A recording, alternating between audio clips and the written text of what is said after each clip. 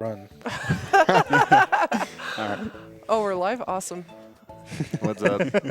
Hi, everybody. I'm Pidge01. I'm the runner for Super Mario RPG, and joining me on the couch is... I am Daniel RGT. I am Hello Boing. You've seen me plenty today.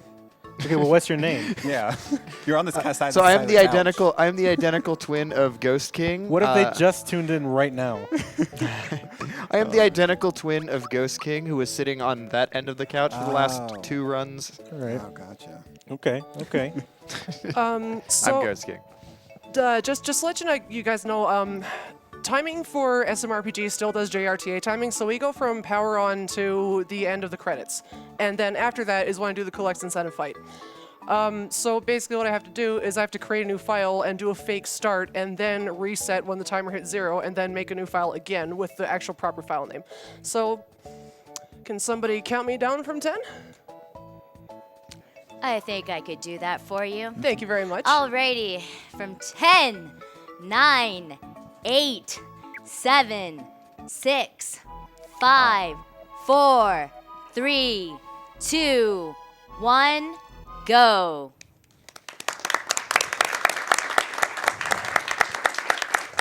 Thank you, everybody. So that fake start where there was just to place the cursor up at the top where it already says new game, that saves like, I don't know, 3 frames or something. So what was my file name? Nami? Okay, awesome. My file name is going to be Nami. Shout out to everyone who donated for the file name Bid War. Yeah. Nami's a great one. I personally was hoping for Pidgeler. Yeah, I was That kinda would hoping for Pidgeot. that would have been a That would've decent great. one. I would have been down with that. Pidgeler strikes again. Yeah. But he got thwarted this time. Yeah. So, one of the first things you're going to see, apart from this opening cutscene, is you're going to see Pidge attempt to do something called Terrapin Manip. Terrapins are the first enemy we fight in Bowser's Keep. And from the moment you enter Bowser's Keep, Pidge has to basically book it to the enemies because the Manip is based on like the amount of frames that have passed. Let's put a strong emphasis on the word attempt here. Yeah, I mean, Terrapin Manip, like, it saves like, well, at most like 5 to 7 seconds, something like that. Yes, I mean, it's a very tight window. even then, that might be a bit generous, but it's very difficult to do, and it's not like super mandatory or anything. So if she doesn't hit it, it's not like a big deal. It's just a nice time save to start off the run. So the Manip is that these guys have 2 things they can do. One, they can punch you, or they can just do nothing. They can just waste their turn. So Pidge is going to attempt to hit them on the right frame. She gets the first turn so that the 3 of them do not fight back. And she's going to attempt to do that for the next turn as well. She's hoping for 0 punch Manip. Nice. So far, the most it can be is at least 1 punch. She All right, lands she it. got 0 Terrapin punch Manip. Manip. I've done that maybe 3 times in my life, so I'm pretty happy about this. Yeah, it's not easy to do. Like, she uses the visual cues from the enemies, like little idle animations to help her, but it's not always super consistent, or it's based on the amount of frames, so it can be tight. Shout outs to learning tech from your own tutorial videos.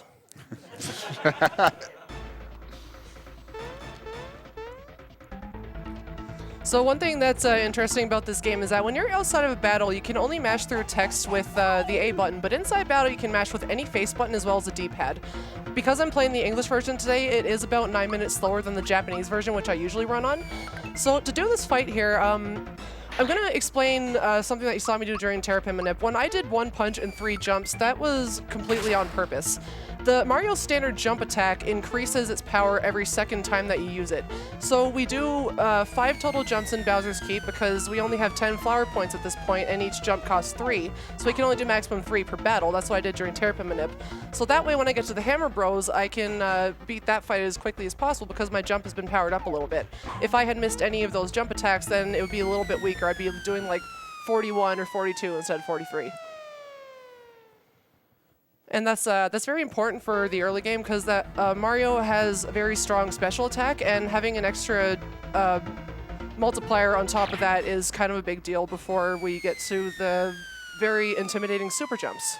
Yeah, and it kind of sets up the rest of the early game. Some of the fights, the way they're routed, you're doing the exact amount of health to the boss. The one that comes to mind is Bowyer, which will be up, and he'll be coming up later, but it's very important that Mario's jump is appropriately powered up, so that you can get through those bosses, because sometimes you gotta get the exact amount, which means you have to time everything correctly, which we haven't addressed yet because we haven't we haven't learned about time hits yet. Toad hasn't taught us. And And he's not going to teach us What either. do you mean? I'm looking I know, forward I to mean, the it's gonna happen, it's tutorial. gonna happen. God. Are you saying I'm going to fail tutorial skip? I'm not Because I don't know how I sure. feel I'm not about sure. this. I mean, I have failed tutorial skip 2 runs in a row once, and it felt horrible. I'm with you there, buddy. Yeah, I mean, tutorial skip is literally say no to Toad twice, and then sometimes you just keep mashing. It's hard. Like, who can say no to that adorable face? Yeah, I mean, he wants to teach me. I love to learn, so. He's a cool guy. That's why you guys are my top students. Yeah, yeah. Pidge is the one that got both me and Boing into Yes. speedrunning this game. It's a great run. It really is. It's a lot of Yeah, fun. I love this run so much. Oh, that's not the pipe house we were looking for. Oh, Well, this is where shows to Sean Cass. He's going to go to sleep right about now. It's Yeah. way past his bedtime. Sean but- Cass requested a specific. He wanted her to get there faster, and now he's disappointed. I got there as fast as possible. I got 0 punch. He got per 0 minute. punch per minute. I don't know what else he wants. Shows to everyone watching at home. So here what I'm going to do is I have to go back to check out Bowser's Keep because Toadstool's not with me. And it's actually faster to attempt to leave and have Toad yell at you than it is to actually save your file. So I'm just going to walk right out of here. What I gathered, the old route used to have, used to do these kinds of things, and then they just found out, oh, there's a few optimizations in this early game that nobody seemed to understand were there, but were there. That was mostly Claude. He found like a ton of just free time saves all over the place. Yeah, and he hasn't stopped. I mean, Yeah, he's the still route active that without him. Pidge is using for this run is pretty recent, and it wasn't developed solely by Claude, but Claude had a heavy hand in helping create it, along with some of the other runners as well. You know, like Mill. Well, it's about a month and a half ago, right? Yeah, It's pretty recent. it came out like a month and a half ago. Yeah. Yeah. But yeah, there's just a lot of just really small optimizations that end up adding over time and saving, you know, like 10 an extra 10, 15 seconds. And it's all stuff just like this. It's, you know, oh, this saves 22 frames, and that we do that X amount of times. So think of all the time saves, and it's just it's that type of things that SMRPG keeps It just builds improving up and over time. evolving. Yeah. It's a really great time to play this game. A world record has been broken twice, like in the last month or so. It's kind of a great time to get into this speedrun. It's like very much alive. The community is more active than ever. We have 21 people with a sub 3. World record is 249. Like when I started running this game, I think there were 15, and it's just like growing a lot more. So while I'm doing this tutorial skip button mashing, I'm going to do a quick plug of smrpgspeedruns.com. That's where you need to go if you want to learn how to speedrun this game. It's a fantastic resource that the community's worked really hard on, and if you've ever thought you might want to learn this game, even if you're scared of super jumps, you should still go check it out. Yeah, if you're scared of super jumps, there's routes that don't use it. Like if you want to just get a time on the board, there's routes that are beginner friendly and stuff. So Pidge is going to be attempting to jump on this spinning flower without activating safe this fight. strats. Yeah, she's doing it super slow. In like a PB attempt, you'd like Whoa. run at it like really quick and then do it. That's never Nice, happened before. nice, pick, nice frame perfect. Yeah. Totally intentional.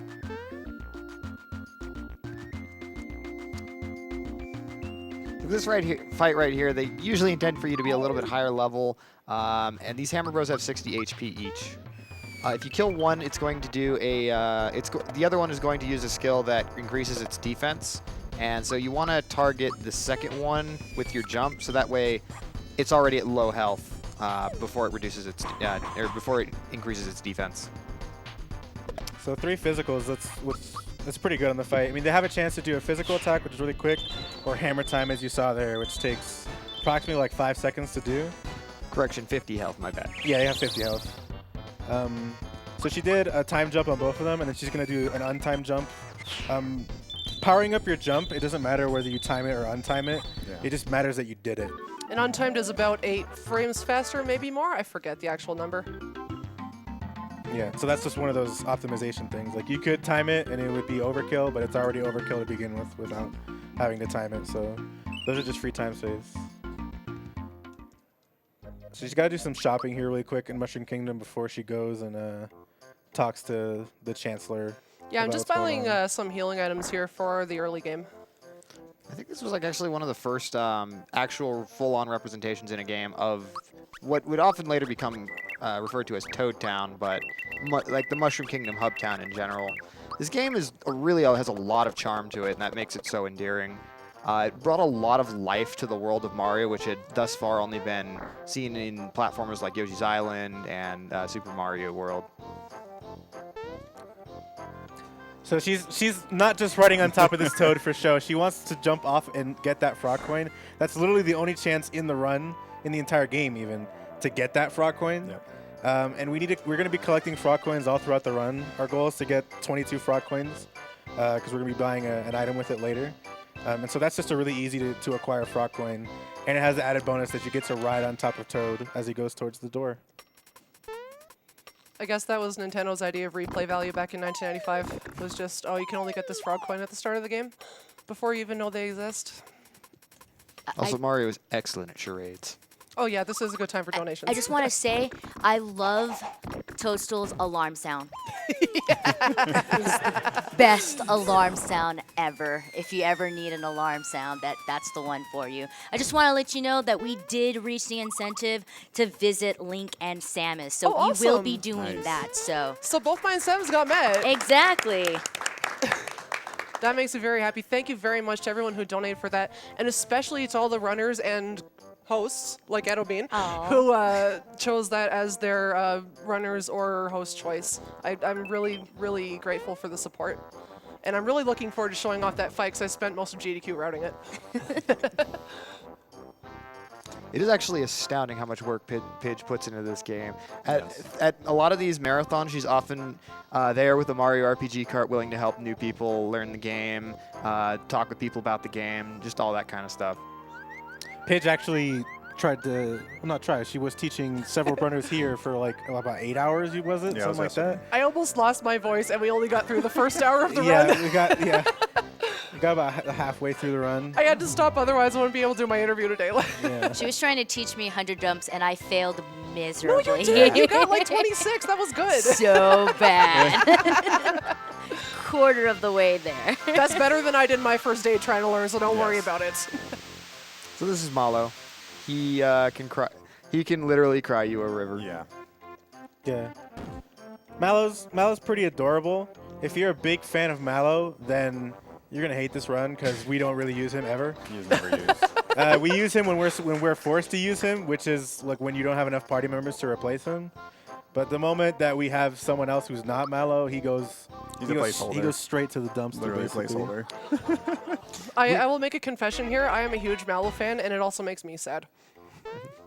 I know I'm probably going to get banned from the Discord for that, but I'm just throwing that out there. I am already picturing the mallow thumps in Yeah, the the chat room. shallow Mallow. Shout outs to Piebel Thump. So the reason why you're jumping at the jumping down the path down the middle of it was that to advance the camera forward to reduce the amount of frames involved. I think so. Okay. I mean, the notes say jump down the path, so Yeah. I do it. I blindly follow the notes. The notes do sometimes say things that are false, and then people do them. So I have to reset if I don't get Peach Kiss and Bunt Cake, right? Yeah, exactly. Yes. The notes literally say if you don't get Peach Kiss, reset. And if you've played SMRPG, you know what the Peach Kiss is. You don't actually have to reset. It doesn't affect the game in any way. It just means you were really slow. Yeah. But the notes say it, and there's no hint of like sarcasm or joking. Yeah. So we've seen new runners like, I didn't get Peach Kiss, I gotta reset. And it's like, no, dude, come on, no, you don't actually have to do that. Getting trolled by the entire community, man. I remember like when you first started running it, and like Pidge told me about it, and then you're just like, "What's going on? Like, well, I can't get this right now." So for a bit of context here, this guy stole one of Mallow's coins, so we're going to go get it back. This is Croco, who's kind of endearing thief character in this game. He's a cool He's guy. a huge jerk in character and in the fights. Yeah, he's not fun. Oh, this fight's awful. Yeah, so Paige is going to be trying to do something called dog jump here. Oh, please don't tell him about Dog I'm Jump. going to tell him about dog jump so Dog I can jump's call you not out when I've you already fail. missed it.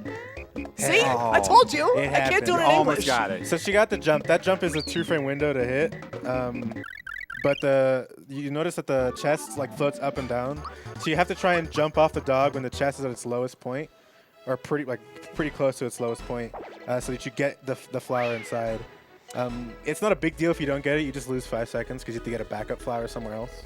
Yeah, I went for 14 dogs there just for safety later, because one thing about the speedrun route is that the EXP is very, very, very strict. You have to follow the EXP route to a T, and I just got like 14 dogs there for safety. There is more optimal movement you can do for that star, but I just didn't go for it. So we have to chase him. We just have to catch him from behind, and oh, that's actually a really good pattern. That's a good That's spot. super fast. If I was playing in Japanese, this might be a gold split, actually. Not without dog jump. Well, dog jump only matters in the next split, dude. What? That's a Balome time save.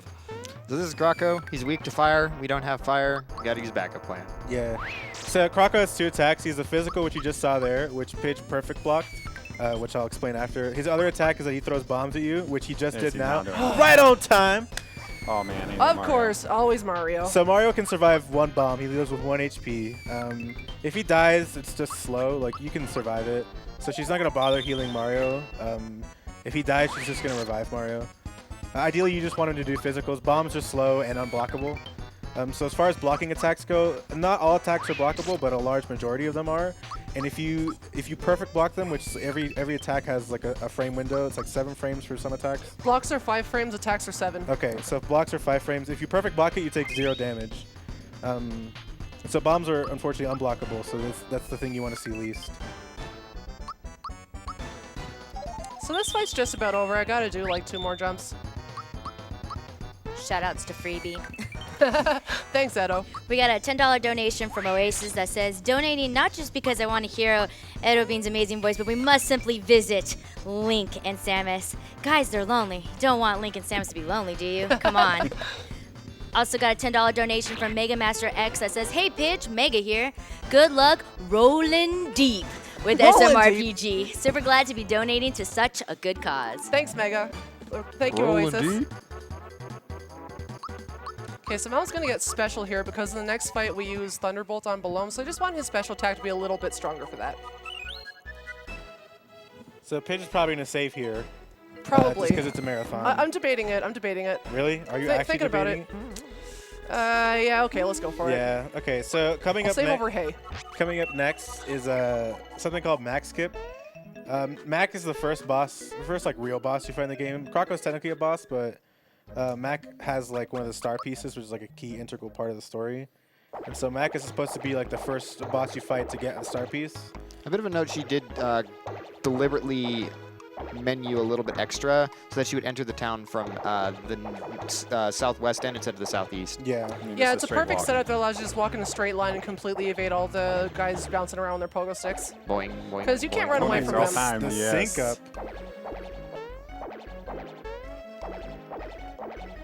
First try Right. every time. Nice. So the way Max Skip works is the trigger actually has a top, and you can when the Shy Guys are at their peak height, you can jump over it, and if talking to the Chancellor actually triggers the next upcoming cutscene. So while they're all there, you can just skip over the entire Mac fight, which saves quite a bit of time, and it can be a very frustrating fight. Oh, yeah. Yeah, I mean Mac is kind of way too strong for us right now. So if we were to fight him, he'd kind of Wreck our face. Yeah, he Yeah, would he would destroy destroy us. us. He'd destroy us and our EXP route. Yeah. Yeah. You do fight him in the most of the stuff route, which is like kind of what we call our pseudo 100% route. And you need a lot more healing items for that fight than we have right now. Shoutouts to most of the stuff percent. Shout out to Lack Attack 24 routing that and just generally being an awesome guy who ran this at SGDQ 2016 as the finale. If you didn't watch that, you should totally go back and watch the VOD. Yeah, but they're watching you right now. Well, I mean, not right now, like after. Oh, okay. Or when RPG Limit Break is done. We got a $100 donation that says, shoutouts to Pidge for being one of the most driven people I've ever met. A real gem in the speedrunning community. This goes towards Void Forehead. Oh, wow. I know who that was from. Thank you very much, Flex. Shoutouts to you for being one of the best friends I've ever had in my life. So this is Pandorite. He's a monster in a box. We're fighting him for a couple reasons. One, I mean the EXP, which is like the least important part. The other thing is that he gives us a lot of money, and he also gives us, I believe it's is it a tab or a jar? I think it's a true form pin, isn't it? What? It's a No, jar he and gives a you the true true form form pin, pin. but he also Yeah. drops a Oh, flower okay. jar, which we're going to be selling later. Yes. Yeah, this is a perfect fight. Basically, Mario just has to jump 3 times, and you have to time it perfectly 3 times. So the things you don't want are for Mario to die or for Mario to get feared. Mallow is irrelevant in this fight, so if Mallow dies or gets feared, it's who cares? Yep. And then she's gonna get the backup flower over What? on the other end Hello? if she Okay. can jump. If I can jump, that's to be debated. Yeah. Like that the room is laid out in such a way that you can kind of do little little skips here and there by well-positioned jumps. So stars are really cool in this game. They work just like they do in most Mario games. If you touch an enemy, you immediately kill them and get their EXP. Their EXP isn't based on what enemy it is, though. It's based on which star you get. So for this first star, I believe it's 1 XP per enemy that you... No, this one's 2, because the Yeah. first one was the dog one. Yeah, So- that one is 2. Yeah, so she's trying to get as many rats as she possibly can, and that last one's called the swag rat. It's kind of tight to get it, but once you're like really experienced at the run, your movements are really just practiced, and it's not super hard. This is Balome. He's a giant 4-eyed dog thing, I think. I still don't really know what Balome is. I run this game and I'm just like, I don't understand. I think he looks like a cat. I think he's supposed to be a dog. He just looks silly either way. Put your debates in the chat Yeah, now. let us know. So his first turn is he's always gonna try and attack Mallow, which you can perfect block, which is good. His second turn is the one you have to really kind of worry Yeah. about. You don't want him to do sleep sauce. Yeah. Hey, there you go. So, Awesome. Oh, well. That's fine, it's that- optimal. block's fine. Yeah, that doesn't matter. That actually saves time. Yeah. So what happened there was a half block compared to just like a regular perfect block. It does like just half the damage of what that. It has the regular damage. It also is a little bit faster. Okay. By like a couple Like frames, couple frames. something like that. So Mario's getting scarecrowed here. That's part of the route. He will always get scarecrowed there, unless it misses, in which case it still doesn't matter. You're just going to be jumping on Balome either way, and when you're a scarecrow, you can still use your special abilities. You just can't do a physical attack or use your items. Yes. I'm not gonna lie, the thought of a jumping scarecrow terrifies me. How does he get like into the air? Because he's just got no feet. Magic. I mean, he can like. I would not question Nintendo. He can like on bend the this. stick and kind of just like launch. Well, himself. like pole vaults over. So this fight's pretty much over. Really, this sleep sauce doesn't matter. He's scarecrowed, so he can't go to sleep. You can't stack things like that. So it works out. And then All right, there we go. Yeah, that was Nice. that was a really clean sewers. She got an optimal Pandarite and a really nice Balone fight. That fight is mostly scripted, so it's like no matter what happens with the sleep sauce, you can still like finish it fairly smoothly. Yeah, like most of the fights, we kind of have a lot of backups, especially for the early game stuff. We have a lot of backups for. There's some stuff that's unwinnable, and we'll get into that later. But for the most part, based on what the enemy does, we have like we're gonna do this in response to that to survive and stuff. So. I don't see how Mallow tripped off of the Switch. So I'm just going to be collecting coins here, and there's not really a whole lot to talk about here, so this is probably a good time for donations. Yeah, the only thing, she's going to be mainly focused on these frog coins for this first one. She also wants to get the regular coins, but the frog coins are kind of the most important thing for this early game, because like I said, she needs as many frog coins as possible to get an item later on. She needs 22 to be exact, but you don't want to miss any frog coins, because then you have to... Make up for it, a wiggler, right? Yeah. All right, we got a $10 donation that says, "Dear Mama Pidge, you're gonna do perfect. Love, Carbo." Love you, Carbo. Here's Gotta- my boy Carbo. D-Will donates $1 that just says, "Hi, Pidge." Hi, Will. I have a $69 donation from Lions that just has that creepy face. You know that face we're talking about. Is it a Lenny face? That's the one. Yeah, this is a Pidge run, all right. Got a $100 donations from Invarial that says, "Hey, Pidge and Halderbrong and everyone else on the couch. Donation incentives to Pidge Choice." Thanks, Van Varial. I miss you. We got a $30 donation from Vidya James that says, "Good luck on the run, Pidge. I'll be watching for as much as I can." Thank you. Not gonna lie, barrels have I've kind of been traumatized by whenever I see barrels after seeing so many Superstar Saga speedruns. These things are they're not kosher in that game, I'll just put it lightly. I've been traumatized by barrels from Sean Cass yelling at me whenever I screw up the barrel platforming in Sunken Ship. So she's trying to make sure she gets exactly 60 coins here. That's one of the other small time saves. She could jump and get as many coins as she wants, technically. But you'll notice she skips some coins just because it's just part of a little coin route. Did I get 60? I don't know. I think. Hey, I did it. Exactly, Skip a text 60. box. All right. Yeah, if you get more than 60, he's like, oh, 60 coins equals 1 frog coin, and I'll hold on to the rest of them. That saves a whole half a second, and I'm very, very picky about getting it. Speaking of 60, we just reached Nice. 60,000. Perfect timing. Perfect timing. That worked out pretty well. Yeah. We still got like 2 days left. Last year we didn't hit it, I think, until 12 hours before the end of the marathon. So, way to go, everybody! Nice. Let's get that 100,000. Yeah. We can do it. Let's do it. Everyone at home is killing it with the donations. We really appreciate it. We got a $5 donation from Scrivo that says, "Hey Daniel RGT. Hi, Sir- Scrivo. Hi, Scrivo. How's it going, man? It's So nice to you're hear your name. commentating Super Mario RPG, you say? Well, you know that a good pun isn't belong to me. So I thought I'd give you a little booster, a pick-me-up, if you will. I hope these puns don't mallow you out too Let's much. go. Keep them coming. That last one was a freebie. Oh, and good luck, Pidge. Thank you. I'm really surprised that didn't come from my boy Elminster RTA, or RTA for short. Thank you, Scrivo. Thank you, Scrivo.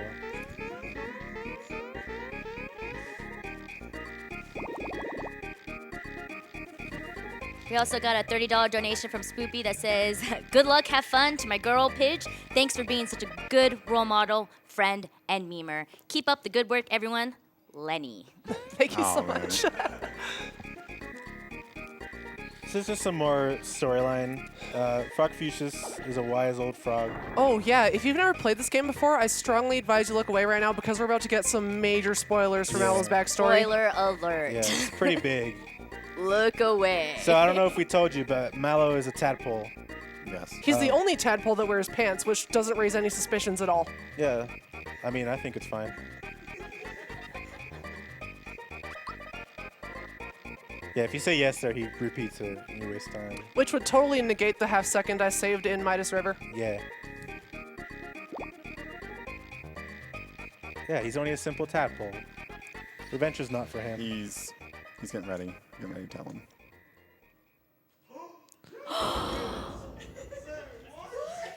No Are you way. kidding All me? the My sad whole life is a news. lie. Are you That's kidding me happening. right now?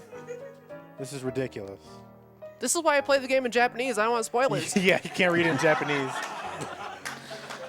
I don't know what to think right now.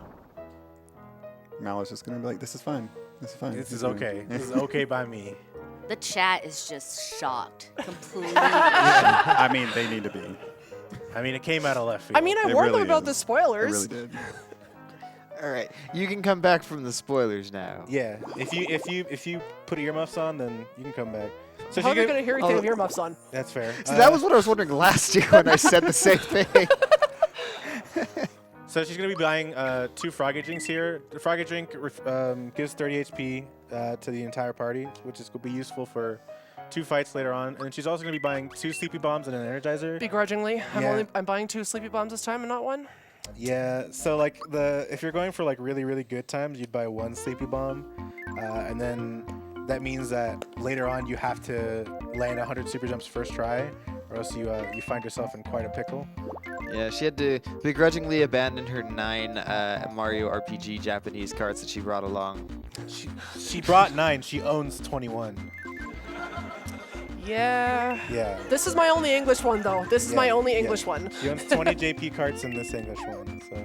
So Well, is it- now that we routed Kulak's RTA, I need more cards to practice with, right? It's Yeah. not like we can run this game on Game Saver or Flash Card. I agree. Yeah, that's kind of thing. So one of the things that's unique about this game is, first of all, this game came out really late in the Super Nintendo's library, so it was actually extremely powerful for what the Super Nintendo. It pushed the console to its limits.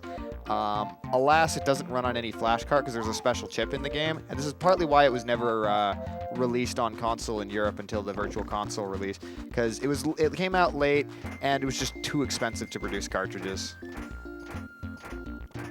Like this game came out 5 months before the Nintendo 64, That it did. So which is 21st anniversary. our anniversary race was on Friday. The actual anniversary was on Saturday, but the SMRPG community was nice enough to move to Friday just so I could join with them because I had to fly here on Saturday.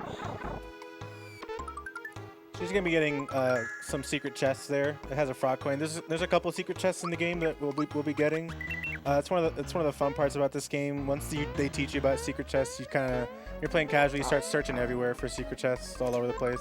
I love how many toads you use as platforms in this game. They You seem use more, quite a bit. they seem more useful for that than for actual NPC communications. Yeah. Now it's time for everyone's favorite cutscene.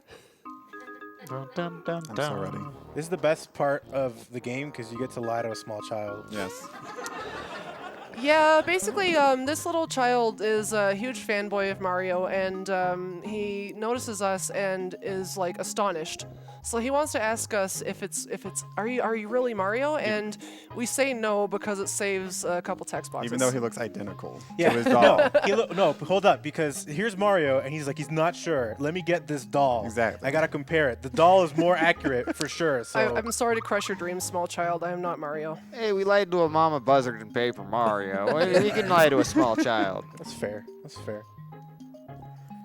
So yeah, so you lie to him. It saves a little bit of time. You don't have to prove you're Mario by jumping, which is the thing a lot of characters in this game make you do. It's just the proof. Yeah, it's like Mario's only known for jumping. You can't just be like, I'm Mario. You have to jump to show him. And they keep that pretty consistent throughout the series.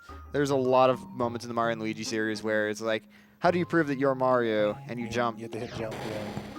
Except for one time where you say, "Hey, I'm Mario," and the guards are like, "You're Mario?" And the other guard turns and says, "What?" And I don't know. Who's that? I don't know. And then you're like, oh, you're Luigi? Who's that? I don't know. Yeah. This is essentially the longest cutscene in the game. It's mainly used as a bathroom break, and it's like the only bathroom break in the run for the most part.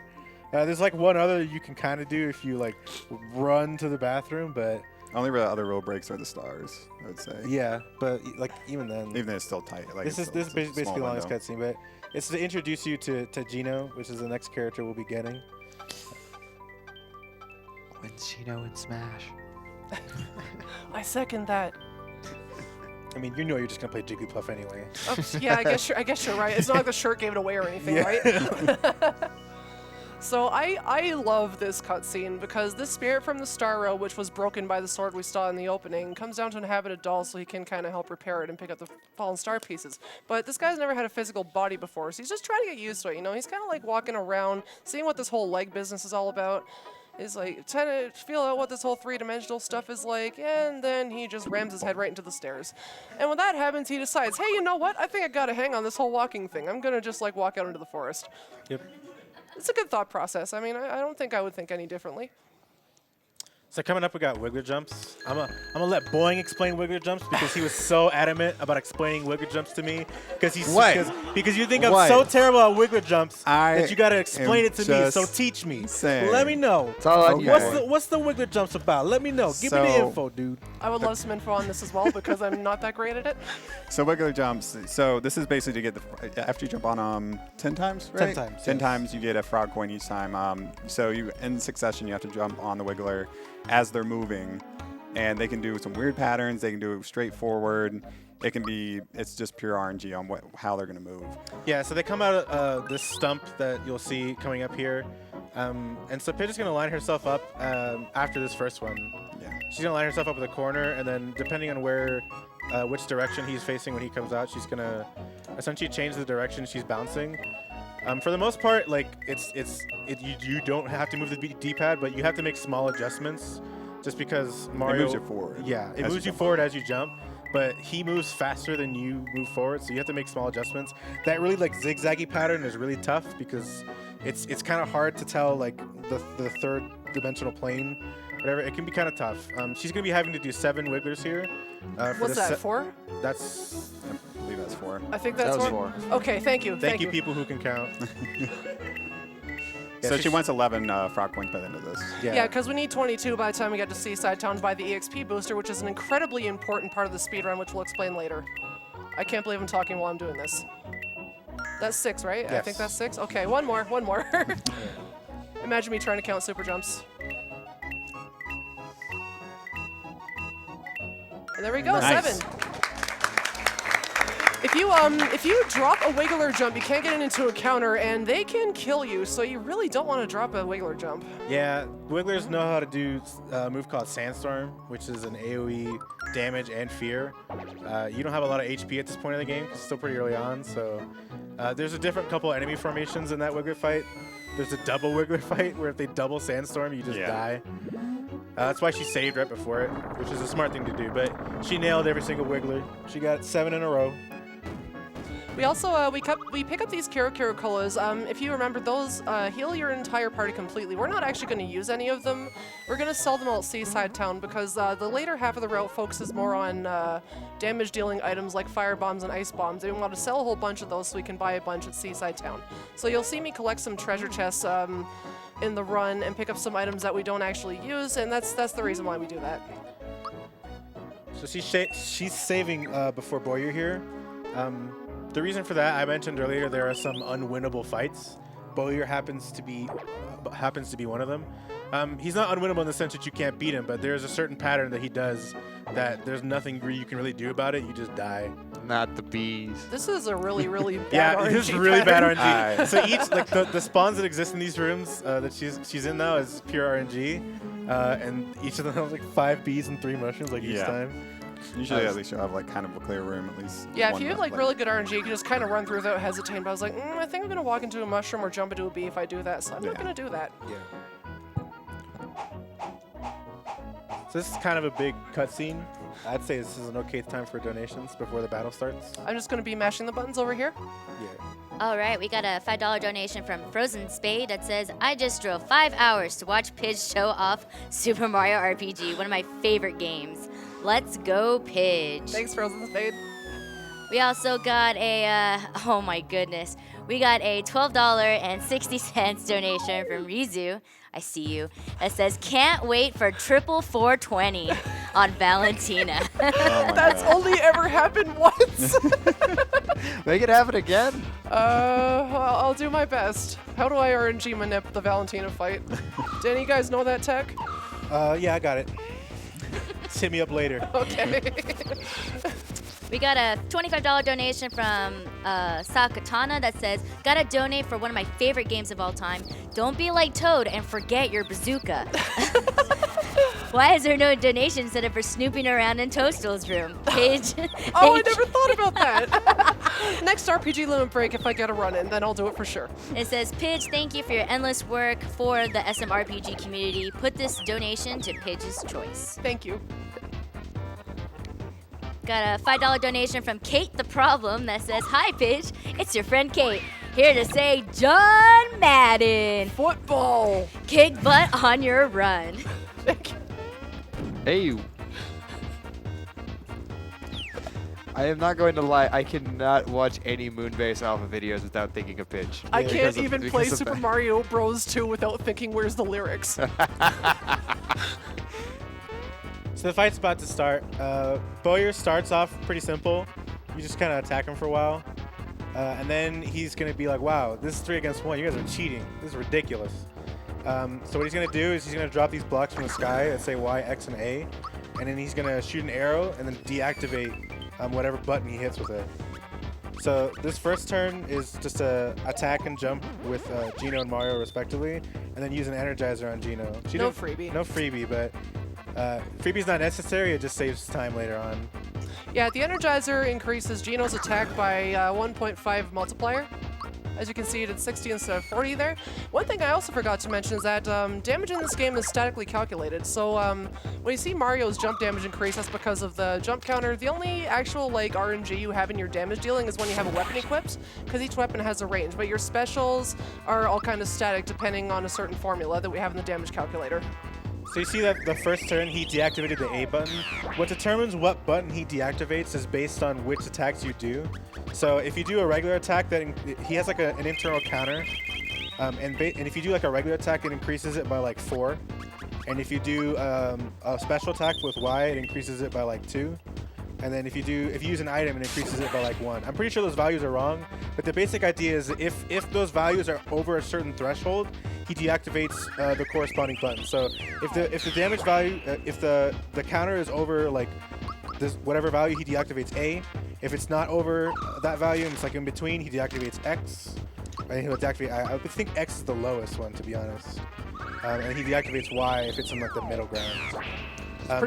So the action she's taking is very deliberate. She's defending with Mario and Mallow, despite the fact that they could potentially be adding damage to this fight.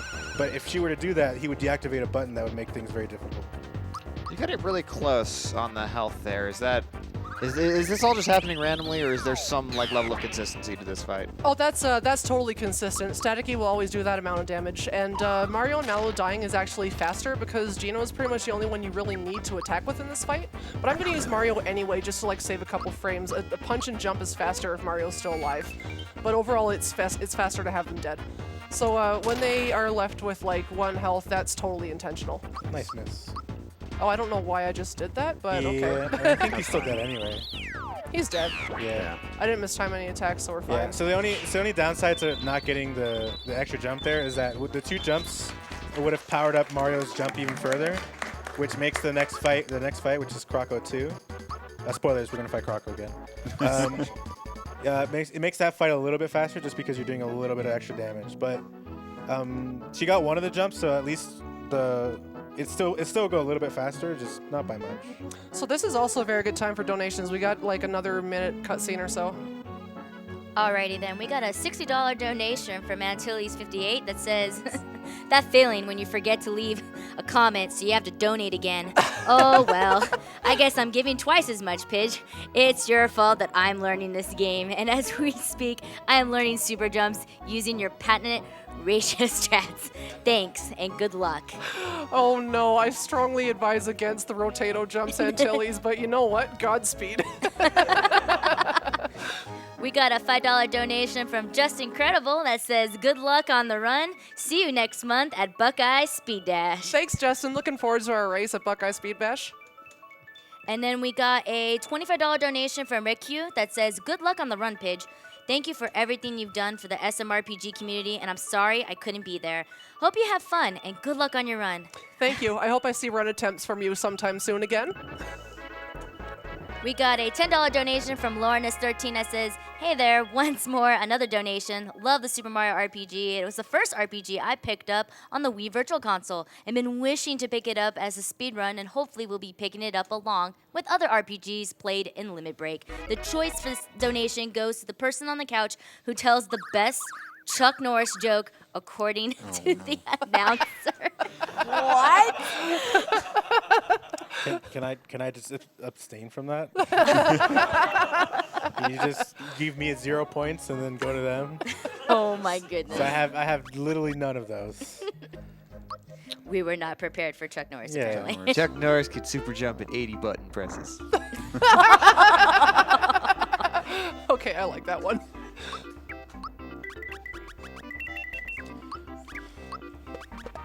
Can we explain what freebies are?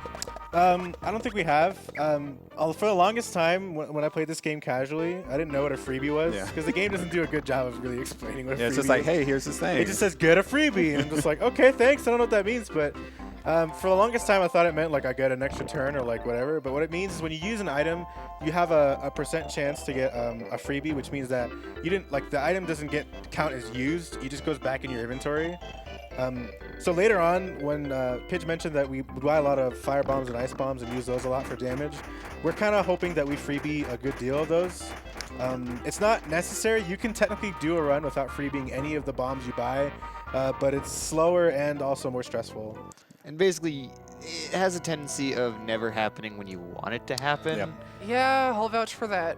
Yeah, there's kind of a two-word slogan that defines this game when it comes to freebies. What is it never lucky? Never lucky. That's it. Yeah. I'm gonna tell you right now, my PB was an absolutely awful run that only PB'd because I got 9 ice bomb freebies. Wow. That is absurd. You only buy 8 ice bombs and I got 9 ice bomb freebies. Like Yeah. that's just nonsense. If that doesn't make sense, you pick up a 9th one later. That's like free. It's free being a freebie. Yeah. It's like that run was just freebieception, and my end game was just horrible. But I got a 253 out of it, so okay. Yeah. So she does actually need to hit that switch there, because if you try and progress further, there's a block. So you basically get yourself a mild concussion, get knocked out, and Croco decides to rob your unconscious body. Yeah, he's Yeah. mugged you. I always like to say I don't really understand the thought process here. Like, I don't imagine that this mineshaft has a very high ceiling. I don't know why Mario decided it would be a great idea to just jump on a trampoline. Hey, What did you think was going to happen? Hey, it works when he punches bricks. This is true. I never thought of it that way. So the game kind of intends for you to chase Croco here, and if you're not like experienced, you might take a while, but you just kind of jump right into him and start the fight immediately. Croco 2 is Horrible. a terrible fight. Absolutely awful. It stinks. It's terrible. So Croco 2, your attacks have a higher chance to miss just because he's Croco 2. He's special that way. Oh, nice. A physical first turn is ridiculously good. He likes to throw bombs as usual. You remember those bombs. He's going to introduce a new attack later on once we get his health low enough. The reason we jump with Mario is because jumps can't miss. So it's consistent damage on top of just dealing, I think, more damage than the punch club would do either way. And, yeah. Does he There goes Mallow. still waste a turn if you use fire on this fight, or is it just outright faster to use jump anyway? It's just faster to jump. So Mallow's dead here. That means we're going to get the zombie Mallow glitch. Yeah, it's Yay. great. Oh, well. So Mallow's alive. Oh gosh. Ah, wait a minute. Wait. Oh, What's no. up with his status icon? He's dead. He's dead, but What's going on here? he's looking threatening, so it's working. This has been, by the way, an insanely good Croco. She's gotten 2 physicals. A Chomp is blockable, so it's just slow. It's not dangerous. Pidge is very experienced at blocking a lot of the things in this game. She helped create one of the tools that we have as runners, which is it shows every single attack animation in the game by the enemies and how to block it and what Just by a per frame basis Yeah. on where you need to hit. It's ridiculously useful. Yeah, shoutouts to Curlius for making that. He just kind of gave me the code so I could finish it. Yeah. So he should be dead in this next turn. Mallow dying is just slow. It's not really dangerous, so to speak. You ideally don't want Mallow to die because his damage actually kind of matters for once. He has the symbols, which does okay damage. No flower box. He has a 25%. Of course I didn't get a flower box. Yeah, he's a 25% chance to drop a flower box, which means that you can sell for 500 coins and buy 2 ice bombs later on. But of course, never lucky. Yeah. The other kind of interesting thing with this game is bosses give absolutely no experience points. Yeah. It's kind of upsetting, actually. Yeah, the stars are extremely useful or Yeah. very necessary throughout it. So doing another star here. This star can be kind of annoying, but luckily I know every single backup in the book for failing it. Yeah, she's looking to hit a certain amount of enemies, but one of the enemies that she needs to spawn, it's fastest if he's there, but him spawning is RNG. He's this little Sparky, this little flame orb. So you Didn't see need him. I got an extra bomb. Yeah. I've actually never done that before, so that's okay. Yeah, we also got 14 dogs at first, so that helped a lot as well, I think. But yeah, normally you would need that Sparky who just spawned. She's going to need all these coins. Sparky's still alive, so she's going to have to avoid him, unfortunately. He's kind of a jerk. Got him. I'm going to save here, actually, just in case. There is always that Booster's Tower soft lock to worry about.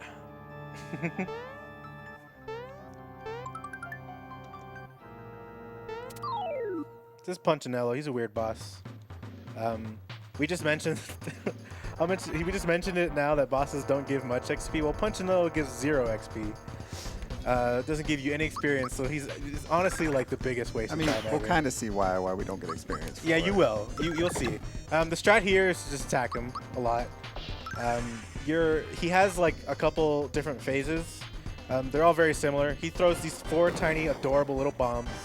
And the bombs have a chance to rush straight at one of your party members and explode. Thankfully, they're blockable. So as long as you have good reactions, you can avoid taking most damage in this fight.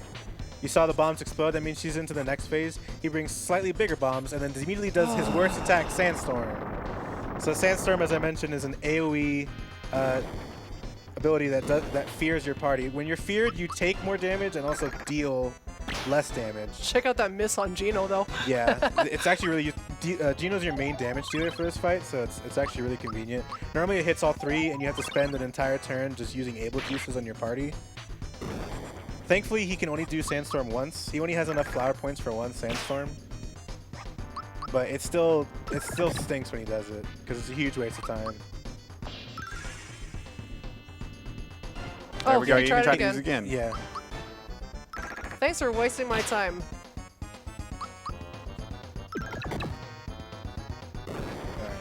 Yeah, now my turn R is all messed up, but it's okay, because we're going to beat him anyway.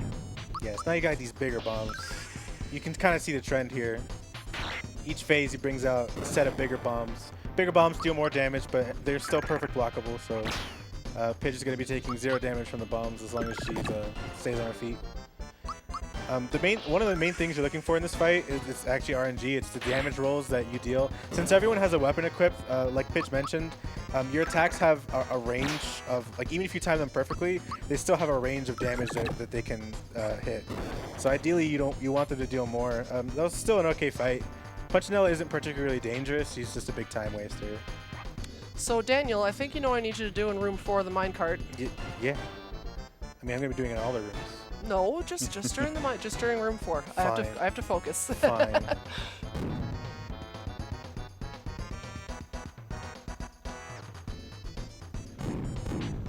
And that is why we don't get experience. What are you talking about? What? I think the From bomb Punchinello. stole it. Yeah, the bomb totally got that. Got XP. Okay, that's fair. How do you think it got so big? Oh my gosh. So it explodes, and that's the end of the fight, which means no experienced text box shows up. Which Yeah. means he's a huge waste of time. So we're getting the 3rd star piece here. It's about another 45-second cutscene. This is a good time for a donation, I guess. Yes. All right, I got a $5 donation from DC that says Mario RPG is one of my all-time favorite games. Still waiting for Gino to show up in Smash Brothers. Nailed those super jumps. Got a $5 anonymous that just says gotta donate for some Super Mario RPG. We also got a 420 donation from 194 that says reading donations in 2017. Forehead. First time donating to a marathon, had to do it for Pidge and her inspiring dedication. Show them how it's done. Thanks, everybody. We have a $25 donation from AKLM907 that says, shoutouts to everyone that runs this game because I'm a filthy casual that can't do 100 super jumps. Good luck on freebies, Pidge. Thank you. And anybody who's like intimidated by super jumps, it just takes practice. Like if you can get more than 14, like how Pidge taught me when I first started, if you can get 14, you can get 100. Or is that what you said, 15 or 14? It's 14. It's 14. First one doesn't really First count. one doesn't count towards Yeah. the total, but it looks like 14 jumps. So this is the one of the first of many mini games that exist in this I'm about to game. get exposed live on stream in this minigames. Yeah, it's the minecart mini game. Honestly, I think it's pretty fun, but I'm also pretty bad at it. So those mushrooms give you a little speed boost when you use them, but if you use them, while there's a, if you use them and you try and turn a corner, if you're moving too fast, you crash because you have too much momentum. The best part about the mini game is that you can hit L and R and honk the horn, which Pidge is A little bit. Yeah, doing a little bit. It serves It no hurt- purpose, it's- but it's complete style points. It sets up freebie luck, dude. I've never heard that story before. Yeah, it's necessary. How do you think Albrecht has the world record?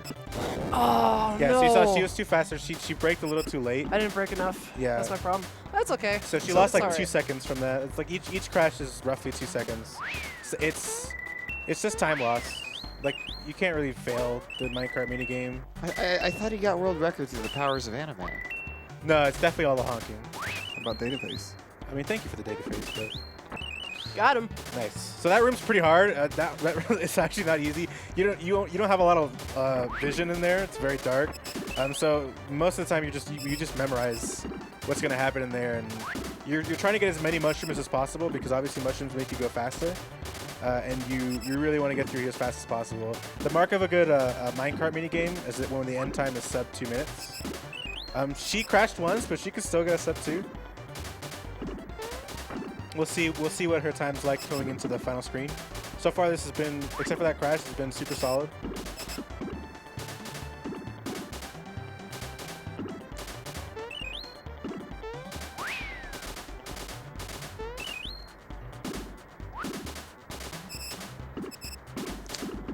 All right, I'm Daniel. gonna need It's all you, man. All right, let's go. Let's go. Let's go.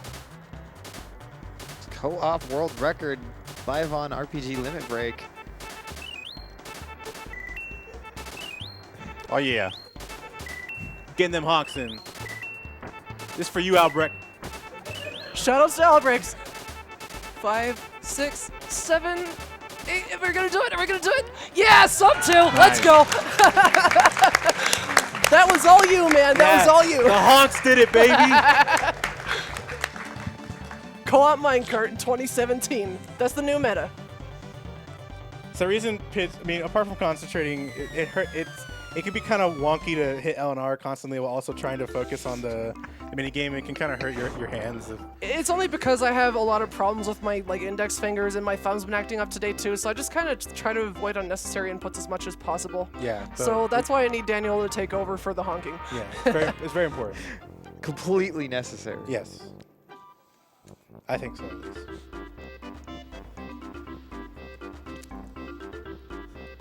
So this is like another cutscene, so now's a good time for another donation. No problem. We got a $25 donation from Aro that says, happy to support an organization that can be there for me. Good luck to all the runners, staff, and organizers. Keep up the good work. We also got a $50 donation from El Flaming Taco that says, oh yes, Super Mario RPG. It's my very first RPG and I have nothing but fond memories of it. So glad to catch this run live. Good luck with the Super Jumps, Pidge. Thank you. We also got a $30 donation from the Eggman that says, had to donate during one of my all-time favorite childhood games. I'm still foolishly holding out hope that Gino will show up in another game. Massive kudos to everyone involved with the marathon, both in front of and behind the camera. Let's hit that 100K and beyond. A little bit of trivia. Gino makes one very minor cameo appearance in Superstar Saga, and it even says in the credits, like, Gino reserved by Square Enix, or Squaresoft. I think it was Square Enix at that point. But anyways, it's actually kind of interesting because the director for this game also went on to make the Mario & Luigi series, which Alpha Dream, the company that makes Mario & Luigi, actually spawned from a bunch of former Square employees. So you can, it's unfortunate that it means it's fairly unlikely that we'll ever see a true sequel to this game, but there are a lot of really good Mario RPGs. Shoutouts to the Paper Mario runners from the other night. That was probably my favorite run so far. So this is my personal favorite part of the speedrun just because Booster is my favorite character ever, and if you're familiar with his dialogue, you'll understand why. He's great. He is absolutely, completely off his rocker, and I love it. Also, like, as for the speedrun, this part has a lot of really cool platforming. So, like, the nice part about this RPG is it's like a platformer and RPG combined. And Booster's Tower specifically has a lot of really, like, cool and sometimes tricky platforming. And so when you actually get like really good at it and get it like pretty optimized, it's a really, really fun area to do. Now, this fun fact, this is like an area where you can soft lock the game if you're not careful. If you fail tutorial skip here and you don't have any mushrooms in your inventory, the game accidentally does the item tutorial and tells you to use a mushroom that you don't have, and that's a soft lock. I've actually lost runs this before, so let's see if I do it now. No, I avoided it. Oh yeah. Applauding for getting tutorial skip. What is this? I thank you very much. Sounds about right. Choo-choo. That was a PB Pace run, too, that I ended up losing to that skip, and I was like, wow, I'm the biggest scrub that ever ran this game. So this is Booster. He's great. He's a cool guy. Dude, I want a train in my apartment. I want a train that I travel in my apartment through. Like, that's how he travels around his place. Pitch playing a little safe there. She kind of got caught in the wall. So. I actually don't know, like, the Do you not know how to proper do strats. No. Come on, Pitch. I forgot. It's okay. I forgive you. And I'm the one that made all the movement videos. There we go. I think you've been doing too many Dr. Mario pills. Yeah, I think you're right. That game's awesome, though. That it is. Also, Bowser joined our party. We're going to be using him later, a little bit later. Yeah, pretty soon. Yeah. All right, I gotta be safe here. Whoa, I don't know what just happened. Yeah, to you my D-pad almost there. hit this. I almost got him, but Yeah, so these sniffets, if you got into a fight with them, you can't run away. So, like Pitch mentioned, the EXP is really strict, and getting into any unnecessary fights that you can't run from can really throw a damper on the plans that we have. Yeah, that screen with all the coins on it. There are actually points on there that you can trigger encounters on. Yeah, And- they're unrunnable too. Yeah. that's actually one of the rooms I was the most worried about in this speedrun, so I got through it with no problems, and I'm very, very relieved right now. One of the best parts about this is you're supposed to, like, I think the game kind of like intends for you to think that you're supposed to just kind of like hide behind that wall and wait for him to throw these bombs, and then he's like, oh, whatever. But you can actually just leave the room. You just leave the room before anything happens. And he's like, wait, no, come back. Oh, I forgot to do 8-bit Mario. Oh well. I'll do it in my next speedrun. I don't think I need to save here. No. Remind me to do the menu because I forgot it the other day.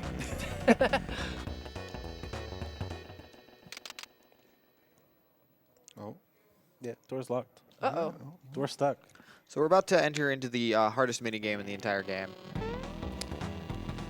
I mean, you say that, but Pitch tells the story all the time. When she had 259, she got it by messing up this mini game once. So every time she came here in runs after that, she saved like a minute and a half every time. It was pretty shameful. Yeah.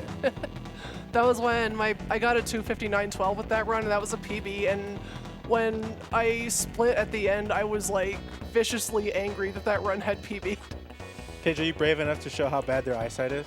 Oh, look at where I'm standing, dude. I Yeah. think I'm ready for it. Yeah, you're about to see. So they're gonna check the curtains. They're kind of looking for the Mario doll, which is above you, but I mean they're not the brightest. So they're gonna check behind the curtains. That's the curtain mini game, and your goal is to not get caught. Very solid snake stuff. But you're gonna see just how bad their eyesight is. So which curtains they open is fixed. Which is even funnier, the fact that I failed it.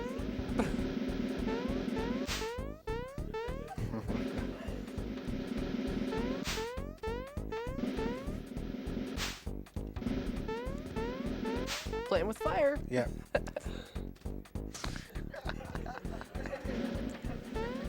They still can't find me, even though there's two of them. Yeah. Ooh, nice. That was pretty quick.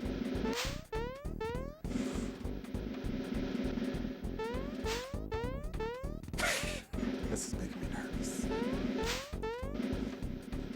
Albrecht does this a lot. I've asked him if he's lost runs to this. He's like, I lost a number of runs to this. That doesn't surprise me. World record holder, everybody. Albrecht, I mean. Yeah. It's gonna happen on the last one. Yeah, so she went to the bottom there even though like the Sniffet was in front of it. It's because they always try and juke you like that. And now they find me, but they're completely distracted because Booster just cares about his doll. He's completely forgotten about me. He just cares about the doll that looks like me. I love his short attention span. It's the best thing in the game. See, everybody's more convinced about the doll than the actual person. He's so sad about his doll, and I got it People for him. love plushies. I mean, what? Can you blame him? And now But he now also I'm his rewards best friend, you. and he gives me an amulet and wishes me well for the rest of my life. What a sweetheart. Nobody believes it's Oh, Mario. here comes the password, everybody. Nami. So don't forget to menu here. Thank you. I was about to forget it.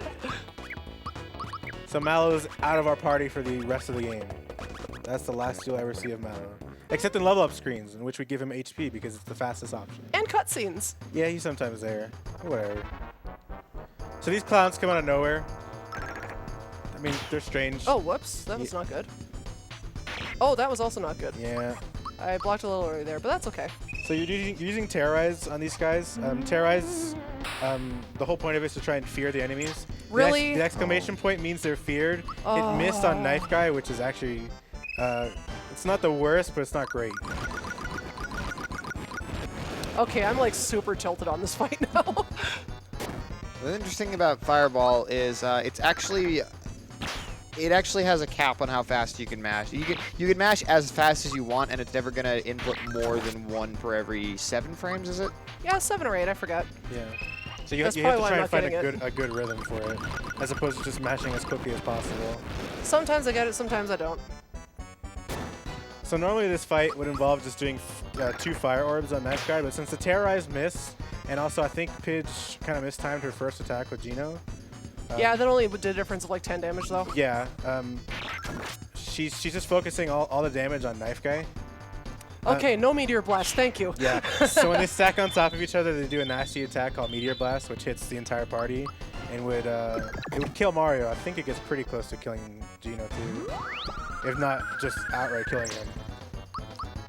And now for the rest of the fight, she's just gonna attack. He's called Great Guy. He's a great guy. Yeah, but that's not. Because he actually got hit by fear. He's a great guy. And he's Different- friends with a real Knife Guy. Type of grade. It's not the right type of grade. But okay. It's a pun, though. What? It's a pun. What's a pun? Well, you got a great Never heard guy, and any he's of friends those. with a real Knife Guy. I've definitely never heard any of those coming from you guys before. You haven't heard it from me. That wasn't the That's for sure. That wasn't the entirety of the Paper Mario run. Is that it? I hope so. It'd be close to it. Yeah. Oh, yeah. finally. So that's a slow fight, but getting through through it. it just fine. Yeah, a couple bad things happened in that fight, but it was all right. Yeah. We got through it. So Yes. this is a little bit of audience participation as well as chat participation. No, not this part. Ugh. So she's doing the Booster Hill minigame, and she's gonna try and get as many flowers as possible. And Needs it's at your job least to 10. guess how many flowers she's gonna get. You need at least 10. You can get up to about 13 or 14. And to get a flower, you actually have to reach Peach. Yeah. The best I've ever gotten is 15. Yeah, the best actually- I've gotten in a marathon is like 7. I think like the max is 16, but it's insane to get anything close to that. Yeah, only I think Lack and Ox and maybe 1 or 2 other people ever gotten 16. My best is 15, so I've Yeah. gotten close that one time, but Yeah. You only need like 10. What is the TAS out of it, by the way? I think it's like I don't actually know. I don't know because these barrels are random. So that would have to be taken into account. Okay. I'm seeing loads of numbers in the chat right now. How many, actually I'm not going to finish that sentence. Yeah. You don't want to find out how There are much a faith the lot chat of has. there are a lot of numbers I can think of. How many 1337s? I'll keep it clean. I'll throw this one out there. How many 54s?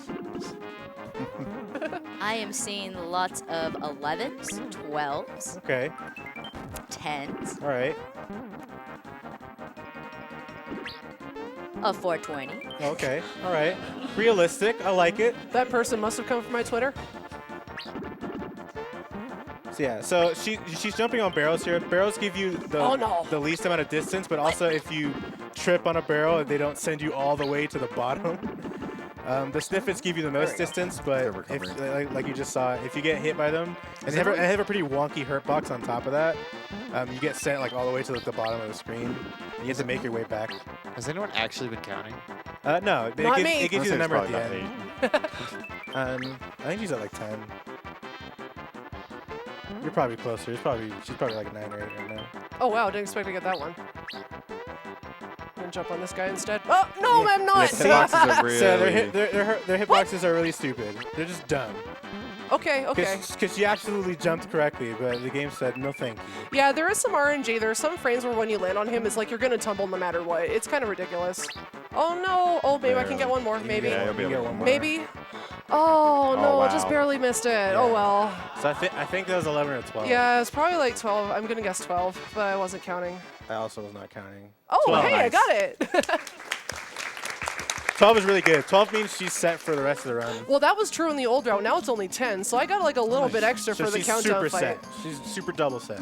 In this run, I'm going to try to get as many as far as possible because there is like a 1% chance I'm going to need 36 on countdown, and it'd be nice to do that instead of having to reset.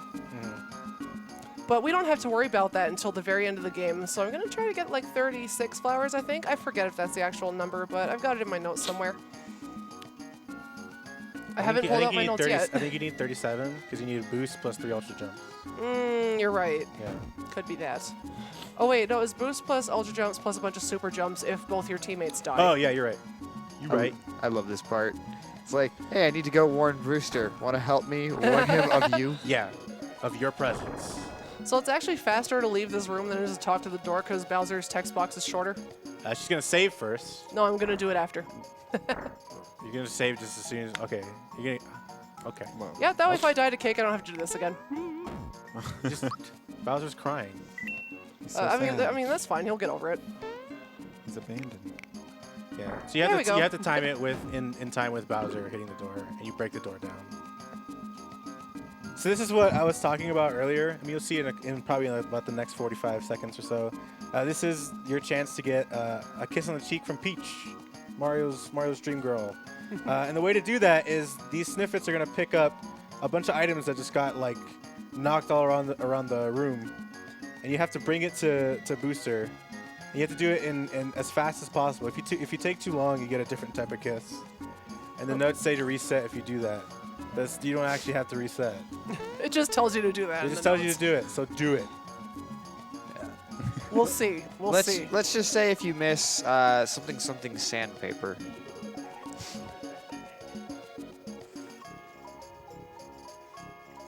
Lots and lots of mashing, which is why it really, really sucks if you die to this fight. Yeah, this fight coming up is like the hardest fight in the game. It's also the most RNG fight in the game. I once lost a race with Mill because of this fight. Like, I just died. It was awful. This fight is probably my least favorite part of the run. It's a lot of people. It's a lot of people's, Yeah. Yeah. It's not cool.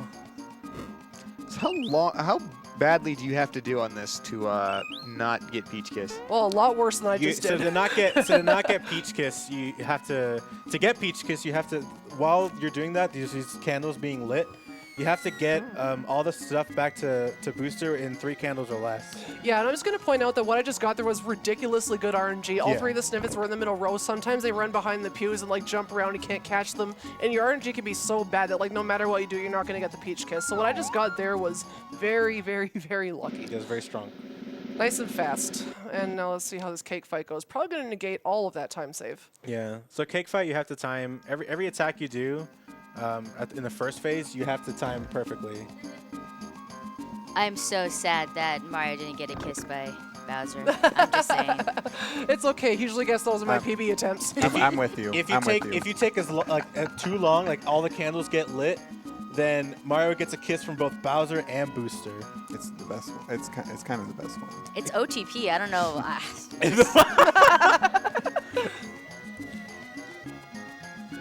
All right, so I'm going to try really, really hard to block these attacks. I'm like really hit or miss on these blocks. Most of Yeah. the time I get them, but you saw how my Tower Bros fight went. Yeah, this is a 3-phase fight. The first phase, you got these chefs. They're real mad at you. You wasted their time. They made this great cake, and there's no wedding. You called off the wedding. So you have to deal a certain amount of damage to this cake for it to trigger the next phase. So she's going to attack with everyone and time it as perfectly as she can. Oh, no. That's not super great. The fact that Gino didn't take damage is okay. Yeah, Gino's the one you got to worry about Yeah. most in phase 2. So she deals this damage here, and the cake starts shaking. You can notice the dialogue of the chef. He'll explain it for you. There's a bit of a note. We haven't really addressed this, but you've probably seen this already. If a character is knocked out in battle, they still get the experience and rewards at the end of the fight. Yes. So it's not the end of the world if they end up dying. It's not like you suddenly would lose the run, per se. It just makes the fight slower to not have certain characters.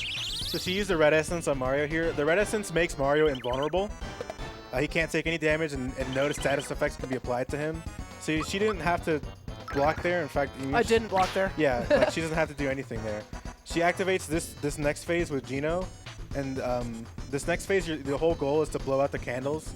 The candles, all you have to do is just hit him, and one of the candles will go out. You have to blow out all the candles for the third phase of the fight to begin. And so we start this phase with Gino because we want the 2 free attacks with Bowser and Mario. Yeah, you're going to notice I'm going to be doing untimed attacks here just because they're faster, and phase 2 is based on a hit counter, not an HP counter. Yeah, it's based on the candles on the top of the head. You want to every hit blows out one of the candles, and At least you want to hit all every turn he 5. has- Yeah, and every turn he has, he actually relights one candle. Yeah. So there's actually 2 parts to this body. There's the bottom part, which does a stupid move called Sandstorm. And then there's the top part, which can do a stupid move. Well, Lullaby's good. Oh, Lullaby's thank good. goodness. No one Oh, can it's be being affected nice to by me today. Lullaby. Gino and Bowser both have the wake up pin, which means they can't be put to sleep, and Mario has the red essence, which means he also can't be put to sleep. Sandstorm, you can see people are feared. Right now, actually, it's not that big a deal because it's possible by the time that There we go. the next phase starts. Nice. That's a really good cake fight, yeah. Awesome. Yeah, they might not be feared by the time the next phase starts. Worst case, she's probably just going to have to able juice Bowser with Gino, because it looks like she's going to get through this phase super clean. Yeah, you want to get through that in just like these 3 turns because if you don't, Mario's red essence wears off, and that can say really bad things for your fight. Oh, Nice. Oh, nice. What a Okay, so I ridiculous cake. am going to able juice Bowser, actually. I think I'll gamble on that. I might just get Sandstormed again, but I'm hoping that I don't. Because this guy's only got 600 health, so 2 fully powered Bowser attacks and 2 fully powered Mario jumps will take it out completely. yeah. The main thing she's worried about here is the fact that Mario, she failed to perfect block the attack with Mario, which means his Drain Beam's going to murder him. She so could probably this is tank it actually out. fine. She could probably tank it out with Bowser. Yeah, he's only got 1 more hit left. Yeah. All right. And Bowser will never die at 52 HP to Raspberry, so we're fine. If he's at 27 health or left, that's when I start to worry and start healing him because he'll die at 27 health when feared to Drain Beam. Otherwise, I just keep attacking with him. And that's it. That was a super clean cake fight. That is Yeah, it was. That was super really good. uncommon. I like Thank you, Game RNG. Yeah, sometimes it just spams Drain Beam and Sandstorm, and then the top part with the candles will spam like Diamond Saw and Blizzard and just obliterate your party. Like almost no one can survive a Diamond Saw except for Bowser at like full health. And if he's feared, then forget it. Like, he takes like 72 damage if he's feared from the Diamond Saw. Yeah, I was practicing yesterday and I got 2 Diamond Saws on Gino in the same phase, and it was like I was like, well, this better not happen during the run tomorrow. Yeah, I'm gonna that- be mad. That was an amazing cake fight. I love this dialogue, by the way. Translator for this game was Ted Woolsey, who translated Final Fantasy VI, I believe Secret of Mana, and a few other SNES era games. The script in this game is amazing. If you've never played this game before, even casually, I'd really strongly recommend it, even just for the game script. It is a wonderful read. This is my favorite game of all time, and I think it's a game that everyone should play at least once sometime in their life when they have time. It's nice to just kind of sit down through. It's a nice, casual, easy RPG. You don't have to do 100 super jumps. Actually, the reason why I really do like the cake fight is I just like that Booster is the only one that thinks that the cake is very weird, considering his character. I also love that Booster doesn't really understand what a wedding is, and he was just kind of in it for the cake. He just kind of left without his bride, so she's rescued, I guess. And that's the end of the game. But no, I'm just kidding. So we are about to enter a big, long cutscene, so this is a fantastic time for donations. Alrighty then, we got a $25 donation from ThatXFire that says, "Go Pidge Go! SMRPG is a great game and a wonderful speedrunning community. Good luck with the rest of the run." Thank you. Also, shout out to Sean Cass for inventing Super Mario RPG. Yeah, shout out to Sean Cass. Thanks for this game, dude. Thanks for the pizza. Thanks for the pizza. Oh my! Oh, he's gonna be mad. This is the darkest timeline of SMRPG news.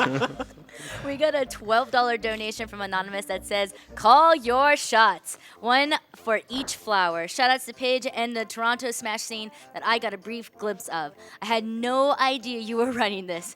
Good luck with the rest. Thank you.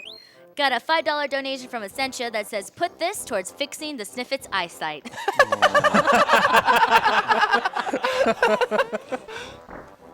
A $5 donation from Moonrose that says, "Shoutouts to Pidge and Daniel doing the co-op honk session. Way to get the sub 2. It's just as satisfying as a sub 5.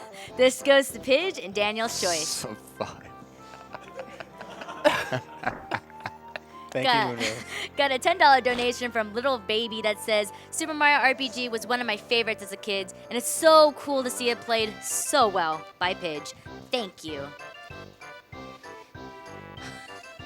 We got a $20 donation from Bonnie that says, "Good luck, Pidge. Are you telling me Malo is not a tadpole?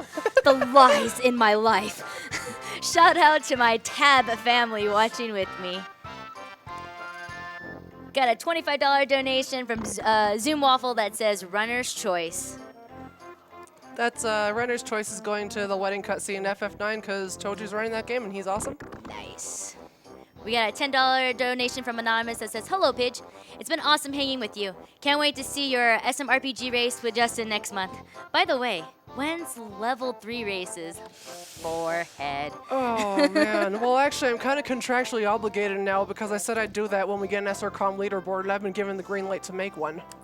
Is that low percent? Yeah. That's That'll a be run. an interesting stream. Yeah. Good luck. People here should ask Spike Vegeta about that low percent run.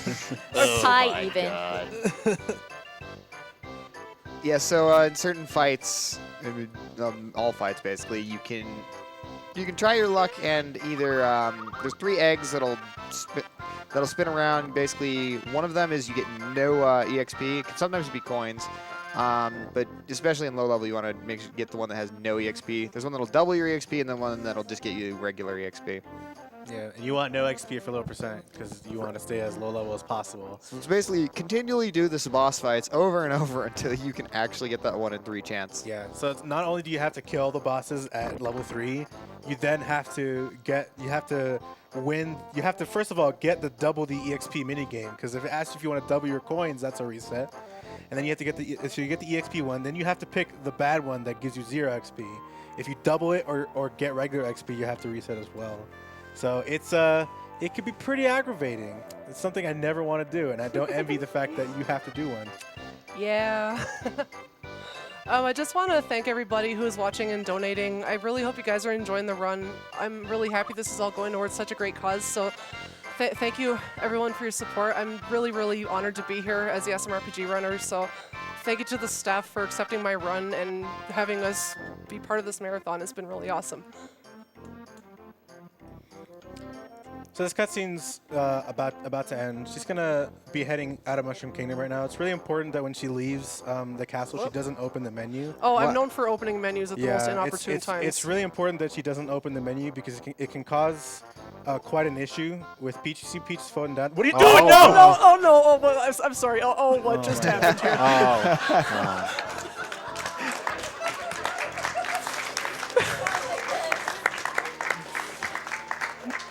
That's That's the exploding Peach. Yeah, that's a thing. If someone has to do that in every single SMRPG race, someone's always got to take one for the team. In the Roll and Deep Marathon, it was me. Despite being in last place, it weighs 3 seconds. Yeah. So now Peach joins your party. This is the final party makeup of the game. You only have 5 characters to choose from: Mario, Mallow, Koopa, Geno, and Peach. But they're all super unique. Where are you going? Yeah, that's a very good question. Don't forget to unlock Star Hill. Thank you. I was going to forget that. That is not the tech that I meant to do? Okay. So you have to talk to Frog Fuchsius here. Normally, you're actually supposed to talk to Frog Fuchsius after, like when he says, oh, you're not a tadpole, just leave. And he's supposed to give you the Froggy Stick, which is an early item for Mallow. It's a weapon. But we just skipped that. So we're getting it now. We don't need it. You just have to talk to him, so you're forced to get it. And then you have to talk to him again because he unlocks the next area. Because he tells you where the next star is. I've lost very many runs to forgetting to do that, so thank you for reminding me. Yeah, you have to talk to him twice. If you talk to him once and just leave, the next area isn't unlocked. And then next she's going to go to Booster Pass. In Booster's Tower, she hit a button that unlocked a secret in Booster's Pass, and this is what this is. She's going to be getting a flower here just for extra flower points. And she's going to stay along the left side of this, jumping so she avoids that Sniffit. That Sniffit's unrunnable. He's not hard. He messes up your EXP route, so you don't want to fight him. And then you jump off and roll down to the bottom. Rolling deep. Rolling deep. And then next we're gonna go to Star Hill. Star Hill is personally one of my favorite areas of the game. In terms of the speed run, there's not a lot going on, but it's got fantastic music and one of my favorite aesthetic part of the game. It's a really cool area of the game. If you're playing it casually, it's also got some very touching cutscenes. Yeah, there's those little stars with faces on it. They're wishes that have fallen down from Star Road and landed on Star Hill, and you can check them and you can read people's wishes, and it's adorable. There's a couple in there that are really interesting. One of them is actually Mallow's, Yeah. and he gets really upset at you. He's like, hey, this is personal information. I just find the star area, hill, whatever aesthetic in all the Mario RPGs that I've played to be really good. Partners in Time is like my favorite song in that entire series. The one in Paper Mario is just really endearing, and then this one as well. Hey Edo, how many BJW Mookers are we seeing in the chat right now? Oh boy, oh boy. My thing is going. It's oh there. Oh boy, there. Here they come. Here they come. Oh look, a free star piece. I bet this is wow. totally not indicative that we're gonna have a really hard time getting the next two. What are you talking about? I don't know what I'm talking about. They're all going to be as free as this. So this is like the other spot in the game that you can try and run to the bathroom, but it's not. Not in my really. apartment. This is like on the opposite side. Yeah, from the you need a bathroom that's like right next to wherever you're playing, and then that's it for the rest of the game, pretty much. You get no more chances.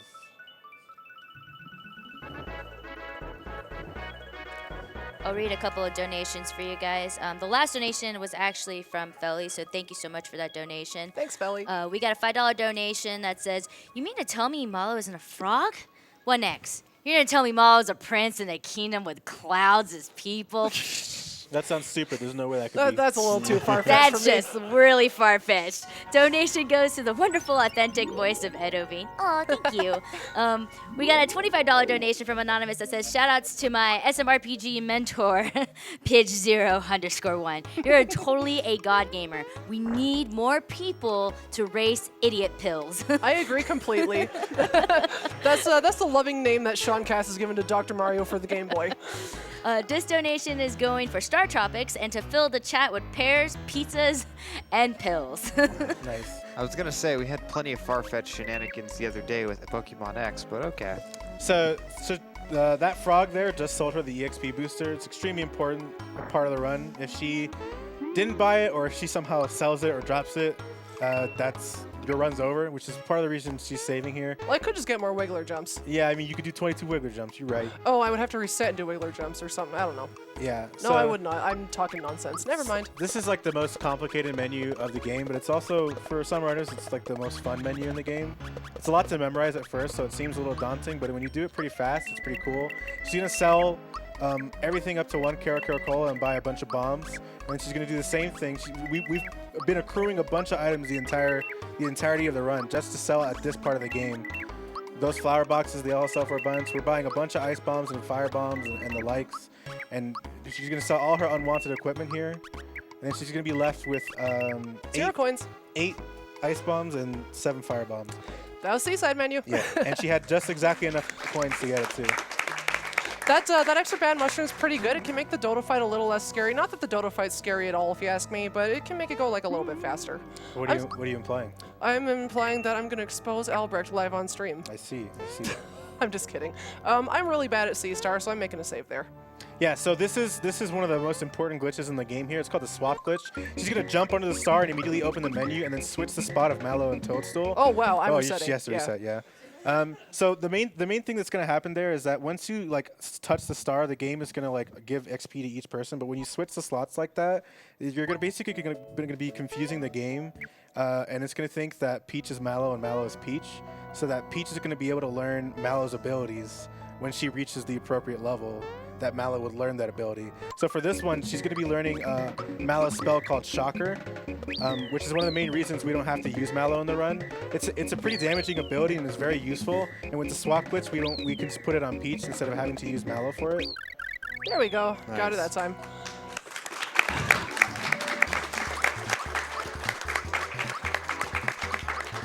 Shoutouts to not doing cool XRTA strats. I got that crap out of my head.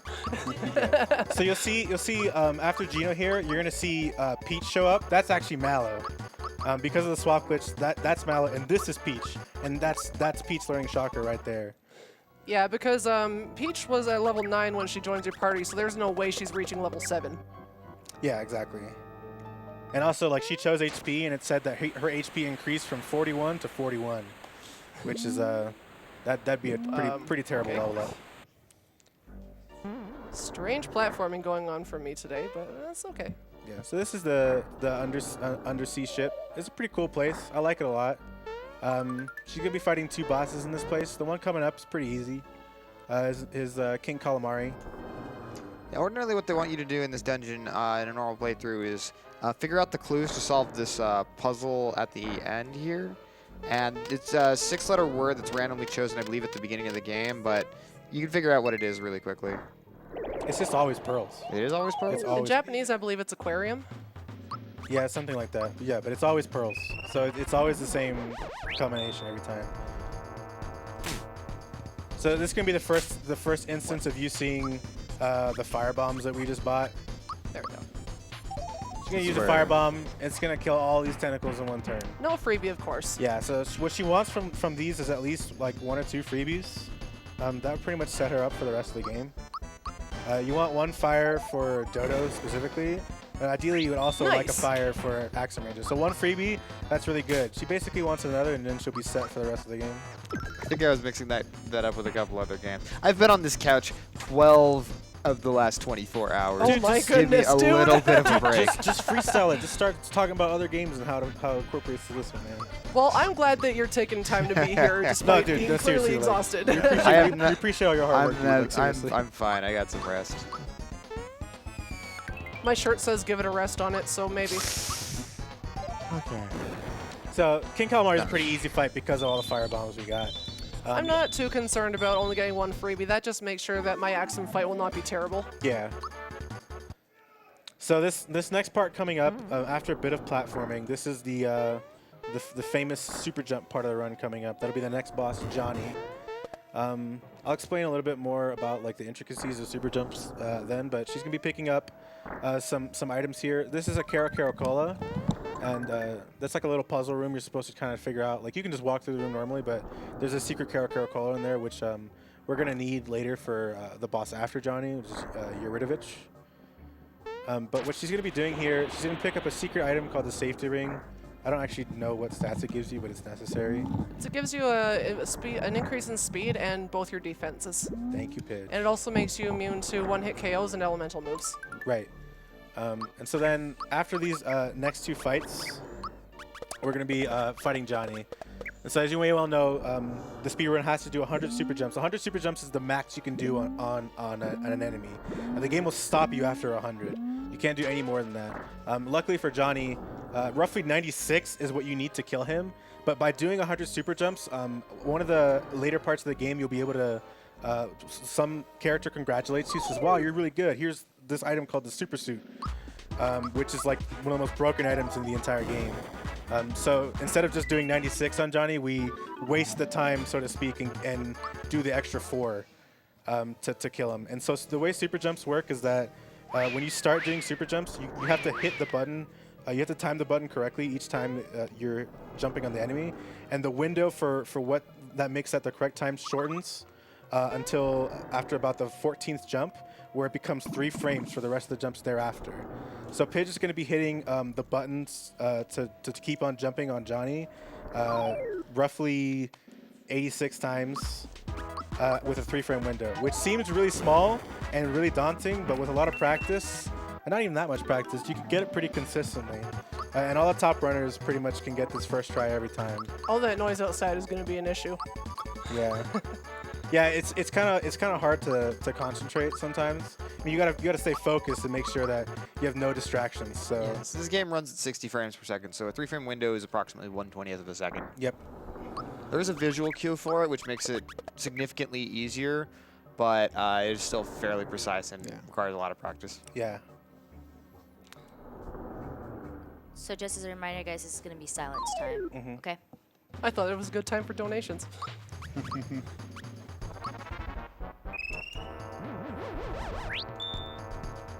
Oh, my leg hurts.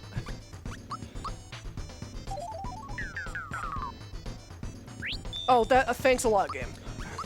Use-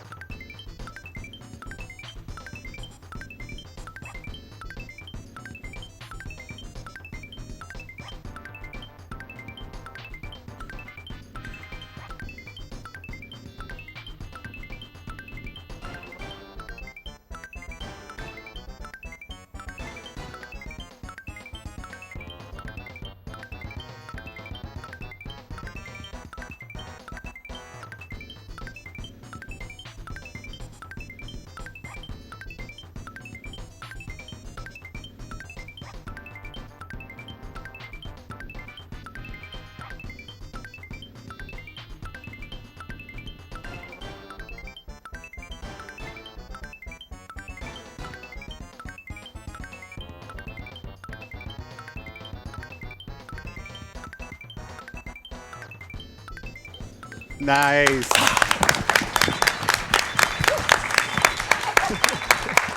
Okay, all right. That is very, very difficult. All right, rest of the run's easy from now on.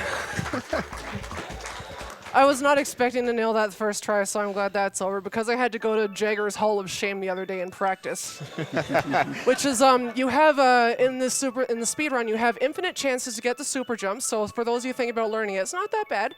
You can get it. You can try to get it on Johnny if you miss it. You can try to get it on Balloam too. And after that, if you don't get it, you can go to Monster Town where Jinx's dojo is, and you can fight Jagger there, who is immune to jumps. And every time you run away from him, you are fully healed with your FP. And just keep trying over and over and over again until you get the 100 jumps, then proceed with your speed run. Okay. I had to do that in my first ever run, which was a 5:07. Is that Daniel consolidating Boeing? Yeah. There's a story behind It's that. okay, you know, just outside of runs, it's just easy peasy. But during runs, it's just like a choke. It's just.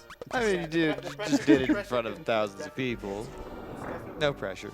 The last time I did that in marathon, I dropped it on Johnny, so I'm really happy that that didn't happen. Yes, especially in a marathon setting, it's very. Just the amount of pressure added on, it just makes it so much more difficult. So Paige actually has a specific technique for super jumping that she does herself to prevent herself from accidentally miscounting. You want to go into detail a little bit about that, Paige? Oh yeah, basically I press the buttons I press them in order like Y, X, A, B, Y, X, A, B, and I only count Y presses. So in my head I was counting to 25 during super jumps. Yeah, the game will actually read input from any of the 4 face buttons during super jumps, including the very first press.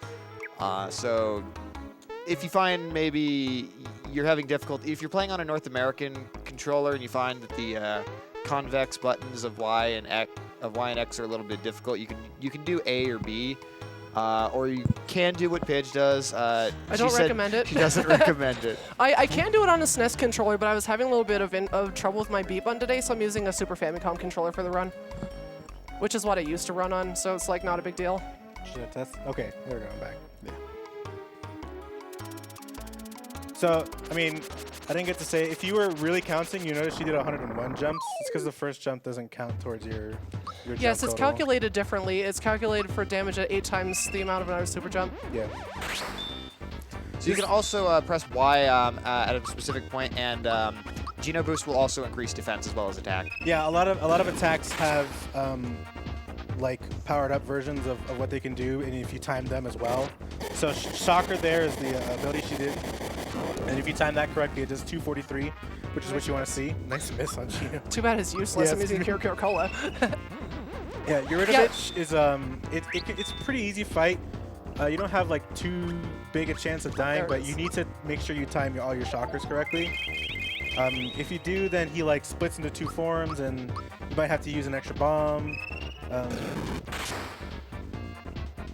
But I don't expect any missed shockers from Paige. It's a really interesting technique because there's no visual cue for it. There's like a kind of vague audio cue you have to use. It's only 6 frames, so it's really, really hard to learn the timing for that, and it's very, very important to time them all perfectly in this run. Oh, nice. Oh, finally, I got a freebie on something totally useless. That's nice. So you're going to be throwing 3 bombs at Eurytovich. Ideally, it's 1 fire and 2 ice, but in certain runs, if Pitch specifically and some other runners as well, they'd rather have the fire for later in the run, so they'll throw 3 ice bombs instead and hope for freebies. So why is it that this route doesn't ever use Super Jump on Eurytovich, for instance? So Super Jump, the way Super Jump damages enemies, it's actually like a type of element. And so Eurytovich, he takes damage from jump attacks, but he's pretty resistant to them in general. So you could do 100 Super Jumps on Eurytovich, but it would be slower than just doing this fight like this. Nice. All right, I got 4 perfect timed. Otherwise, I would have had to go to turn number 5. That's not an easy attack to learn. It took me quite a while to practice getting that attack properly. Yeah, the timing is not intuitive at all for that attack. It's like she said, it's an audio cue, and it's like right before the big Thunderbolt even shows up. So if I had missed it, it would have done 202, but it did 243 every time, which is how you know you got it perfect. Like there's no RNG in the damage output of your specials in this game. Basically, what happened in this village is everyone was locked inside the mayor's house. yeah, They must be hungry. They're all They're all replaced with Yeah, they're all duplicates. mushrooms. They'll figure something Hey, out. that's a mole.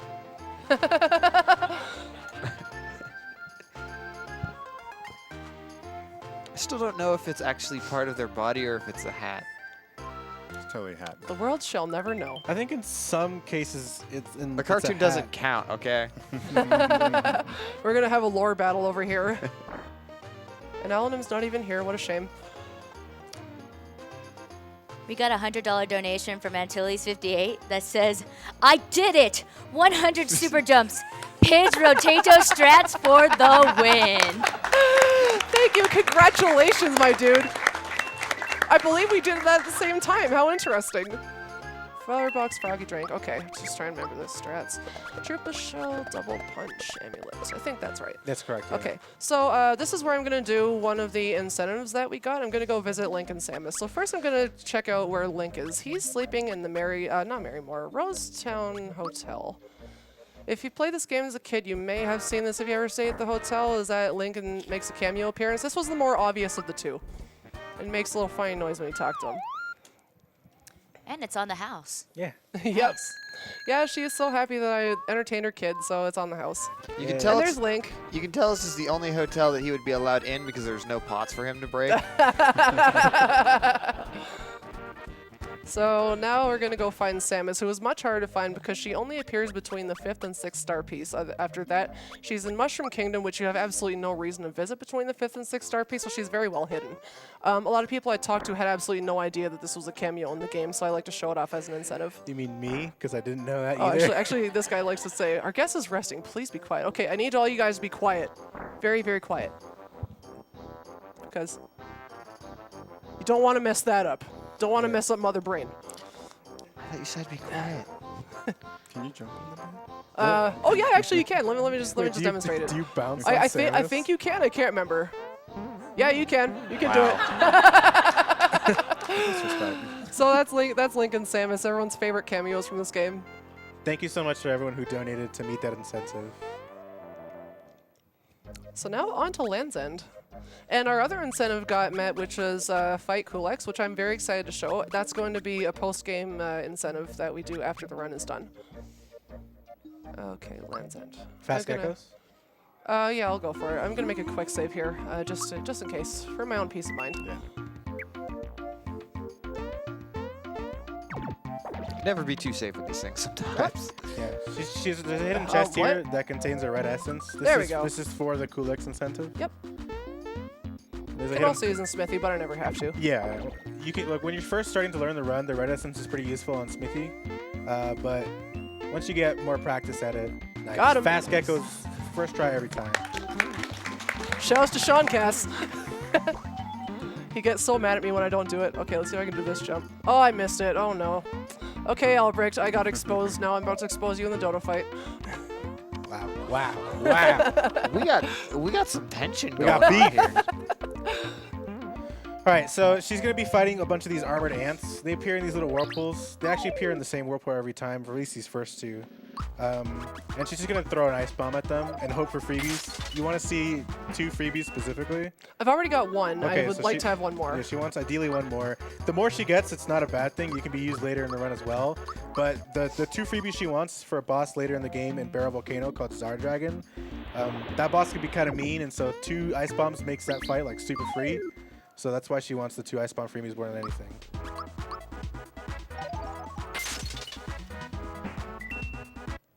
Still no freebies.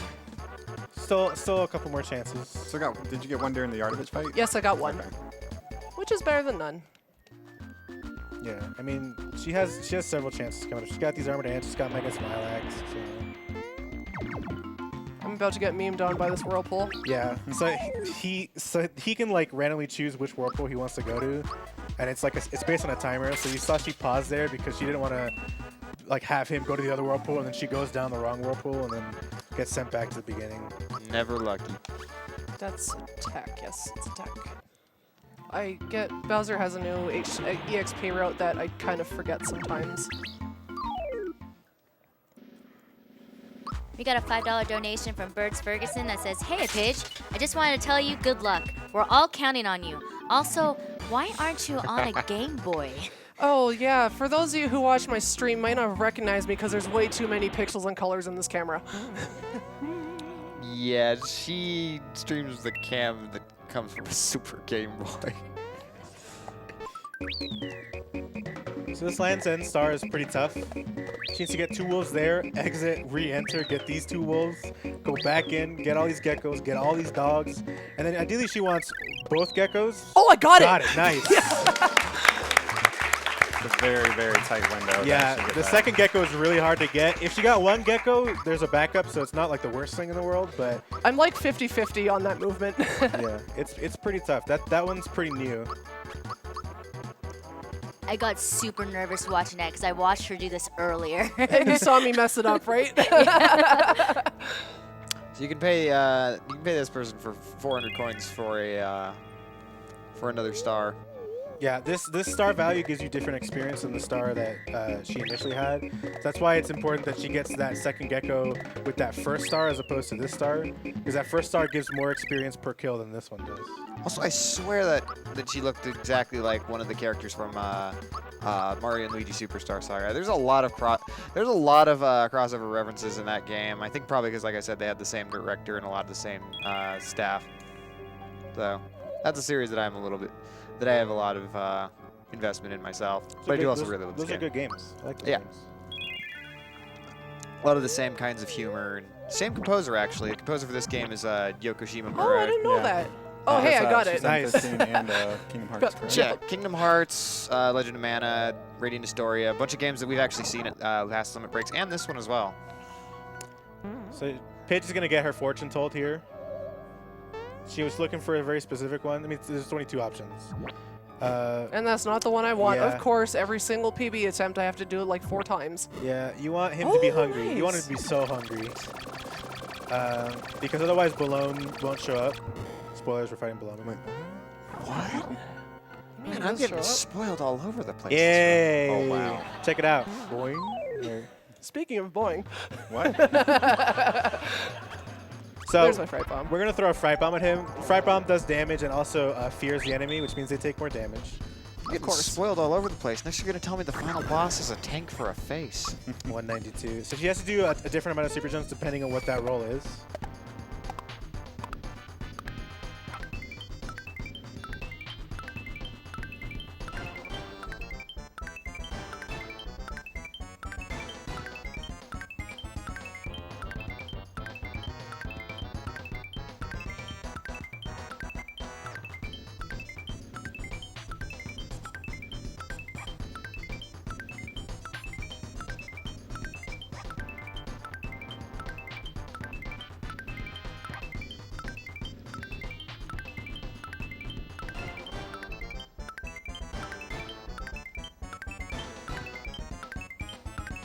And that should be it. Yeah. Nice. He's dead. Yeah. So that I had to do, what's 14 and a quarter times 4? That's like 57, right? Yeah. Okay, I had to do 57. 57. yeah. One thing we haven't really discussed about super jumps is we discussed the window, but basically it's 40 frames per jump with, I think, a handful of exceptions in the game, and one of which is There's one exception. Is it just countdown? It's just Earthling. Or Earthlink, yeah. Earthling, yeah. I'm mixing up my late game bosses. There's so many late game bosses in this game. Yeah, so Oh, in, yeah. in between each jump, there's 40 frames like in between them, and then there's a 3-frame window where you hit it, and then the 40 frames again. Earthlink is a boss later on. There's 41 frames in between each jump, which is why I always drop jumps on Earthlink. Sure, that's why. Earthlink, I do believe, is the hardest boss in the game. Super jump on either that or Tank Head, but I get Tank Head a little more consistently. I Yeah, think. Tank Head's hard to jump on because Tank Head's near the top of the screen. It is also like gyrating really quickly, and so like it can throw off your concentration, and also like you don't have a lot of time to react to Mario like landing on top of the Tank Head, so it can be very tough. But Pidge has landed the double hundo in a marathon before, so obviously I'm expecting it again. Don't get your hopes up. So No let's pressure. start taking bets on how many tries it'll take me to finish the Troopa minigame. I'll take a 0. What? I'll take a 0. How am I going to get up there with 0 attempts? What? 0 attempts. I'm gonna throw this out there, and I'm gonna say 7. Wow. Vote of no middle ground. No confidence. I'm just BS. First try. It's every going to be time. more like 6. I'm kidding. First try every time. Also sub 10. I will never get sub 10 in my life. Don't ever tell me to get sub 10. Daniel, the 0 attempts would only be if you're Chuck Norris. Oh, Just saying. Did you get the Does super that mean suit? that goes to her Yeah, I did. choice or mine? I think it goes to her choice. Okay. So I'm actually playing on the cartridge that I got for my 7th birthday from my mom, who's actually watching this run right now. Hi, Mom. That was 20 years ago. 21 years ago now, I guess? Yeah, would have been 21 years ago. That is when they made games that meant to last. Yay. Statue jump for the fans. She's gonna go back to like the top of Land's End, and she's gonna scale this cliff with the help of these this trooper patrol. Sub 10, sub 10, sub 10. I've never gotten sub 10 in this minigame. Don't be ridiculous. Sub 10 is for no super soup runners. So you only need to get sub 12, 12 seconds. You have to scale the cliff in 12 seconds or less. Actually, I think it's just less than 12 seconds. I don't know if 12 even counts. But to do that, you have to get it's to get the trooper pin, which is an item that is extremely useful. Trooper pin. Oh my gosh, I actually got it first try. Nice. I've never seen that before.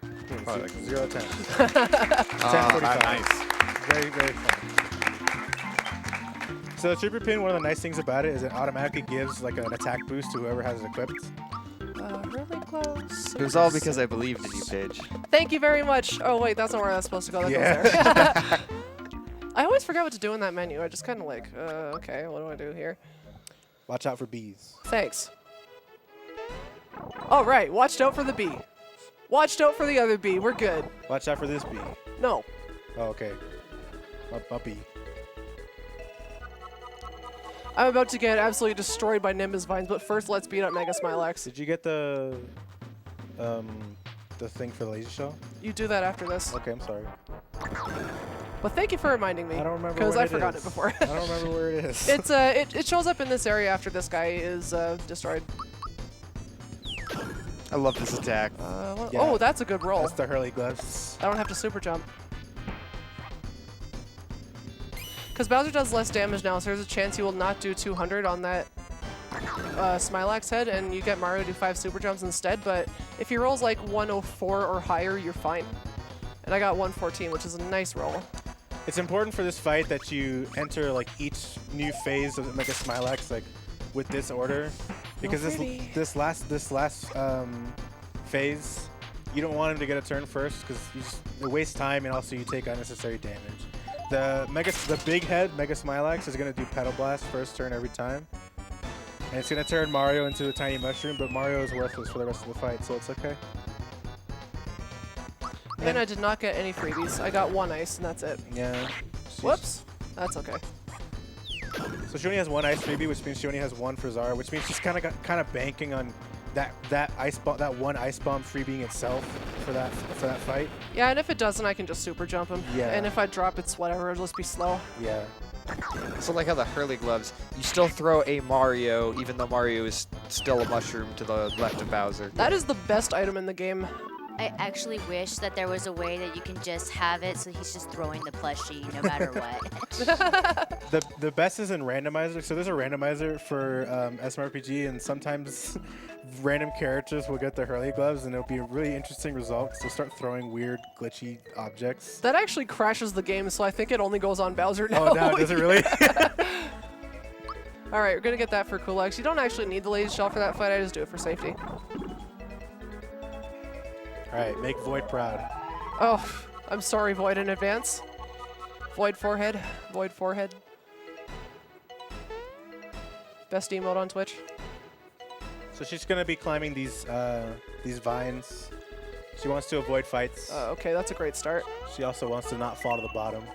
Yeah, I want to Yeah, not what's follow the the bottom. Why are you falling I'm to the trying to bottom? collect the coins Oh, okay. for Warfan. You need those in 108 now. Oh. I'm not going to go for the jump because I forgot how to do it. There, I did 1 jump. You happy? You did it. We got a $5 donation from Inraviel that says, so when is Super Mario RPG pajama percent? Oh, well, we got 2 Earthbound runners on the couch. What do you guys think? How do you get Mario in his pajamas? Oh, don't know. Magic. I mean, he basically sleeps I in don't know. anyway, so I mean. Yeah, like, he does sleep in them. This is Yeah, his he does pajama sleep in these percent clothes. This is anyways. pajama percent. He just sleeps in overalls. So I know this is super weak, but I'm going to be making a safety save in the end just in case I sell the attack scarf, which I've never done before, but I think can happen in Marathon. Wow. I'd like to finish the run. I guess. So this is a good time for donations. We're another cutscene. We have a $25 donation from Locke that says, this Super Mario RPG run is amazing. You guys rock. I just got my first 100 super jumps as well, so I am super hyped. Congratulations. Good luck on the rest of the run, Pidge. Thanks.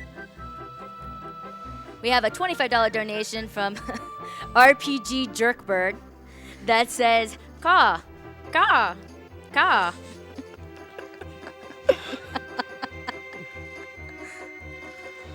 All hail Demon Chocobo. We have a $10 donation from Geister Carl that says, just dropping a donation here before heading to work.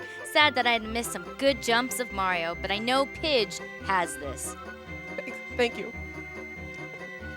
Punk Ideas donates $10 that says, I'm glad to see Super Mario RPG in the marathon. It was a favorite of mine. Good luck on the run. Joker donates $10 that says, great commentary so far on the Super Mario RPG run. Pidge and all the couch goers have themselves a new follower. Good luck on the run and really glad to see the event going so well. Thank you so much to all the donators. Really appreciate it. Kotropis donates $5 that says, I really love watching SMRPG. Never had a chance to play it when I was young. Time to change that after catching many different speedruns of it. Also, shoutouts to the goddess Yogo Shimomura who did the soundtrack for this game. The music is Void OK. Money goes to Boing's choice, Wow. as long as he gets back to work. Wow. Did I mess that menu up, Appreciate it. guys? I don't know. No, the you new have menu, the so attack scarf. I don't know the new menu. You do have Okay. the attack scarf. The only but- new thing about the menu is Warfan. Okay. What's the next incentive? I guess. What would be Cool the X. next incentive? Cool X. Flex has already been met, I believe. Yes. Yeah. Everything. I think everything's been met for I round. Yeah, I had The next incentive, I think, unless it's been met recently, it should still be Final Fantasy 12. There's a boss fight, I think. Yeah, let me double check that for you guys, because my thing has been like very slow. I apologize. If not, I think after that might be Star Tropics. But that's a bid war. Yeah, that's a bid war between Star Tropics or Zoda's Revenge, Star Tropics 2. So far, for Final Fantasy 12, we got Fight the First Demon Wall, which it still hasn't reached its incentive, which is 750. It's at 667. Yeah, we'll put it towards that. And then the second one is Fight Elder Worm. Also 750 for that incentive. It's at 250. Yeah, I think you guys are going to want this because it means Soloman is going to be on the couch for longer. Oh, yeah. Happy birthday, Solomon. Happy birthday. It has already met its incentive for all the runners and commentators to sing Kiss Me Goodbye. So you're going to have some singing. By Solomon. I don't know. Oh, man. baby. Maybe. Oh baby. I'm ready for that. So this is still a really good time for donations because Nimbus Land is kind of like the land of the never-ending cutscene. Sure is. Are we, No all, are we problem. all gonna Are we all gonna get on the bus though? We are, but that's not until after Bear Volcano. Yeah. That's right. But it is. Don't do Yes. it now. We're just giving a tease. Like, we're just teasing it. Yeah. It's just we're foreshadowing. Yeah, we just gotta get ready for it. Yeah, so as Pitch said, Nimbus Land has quite a lot of cutscenes. It's like there's this cutscene, and then you get to move very briefly, but then baited. You have to watch more cutscenes, and then after that, you gotta watch a couple more, and then you gotta fight something, and then watch more cutscenes. So long have we waited. Yeah, there's there's a lot of them. As far as like the speedrun, it kind of like because of the cutscenes, it takes like a slower pace and kind of comes to a halt for a little bit. But then right when you're fighting Valentina, it picks right up again and gets really action packed again. But yeah, there's still more cutscenes. If there's more donations, it's still a good time. Definitely. We got a $25 donation from Scoo10 that says, hey, Pidge, good luck. 100 super jumps, 4 buttons, 1 Pidge. Like super jumps weren't hard enough. Here's $25 to Runner's Choice. That's the FF9 wedding cutscene for me. Nice. Got a $25 donation from Anonymous that says, best of luck to Pidge on this run. She has been invaluable to the SMRPG community, and I'm glad she decided to pick this game up. However, I can't seem to find any more J carts of this game. Maybe she can help me out. Well, She I is the got market. you covered. I found one here. Pass it I back. found one here. Here's another one. Oh, you know what? Can I have one? think. And they No. don't stop coming, and they don't stop coming. Oh, Pidge, you need to learn to share. Thank you. Can I have one?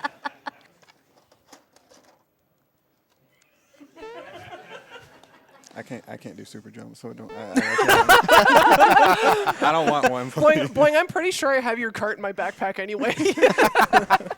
Shoutouts to Boing and Daniel for making me endgame practice cart today because I forgot mine at home. I know I brought 9 carts. I have no endgame practice saves. Like, what am I thinking? I really don't know. We're about to play a rhythm game right here. Yeah. It's pretty hard to fail this mini game, which means, of course, I've done it.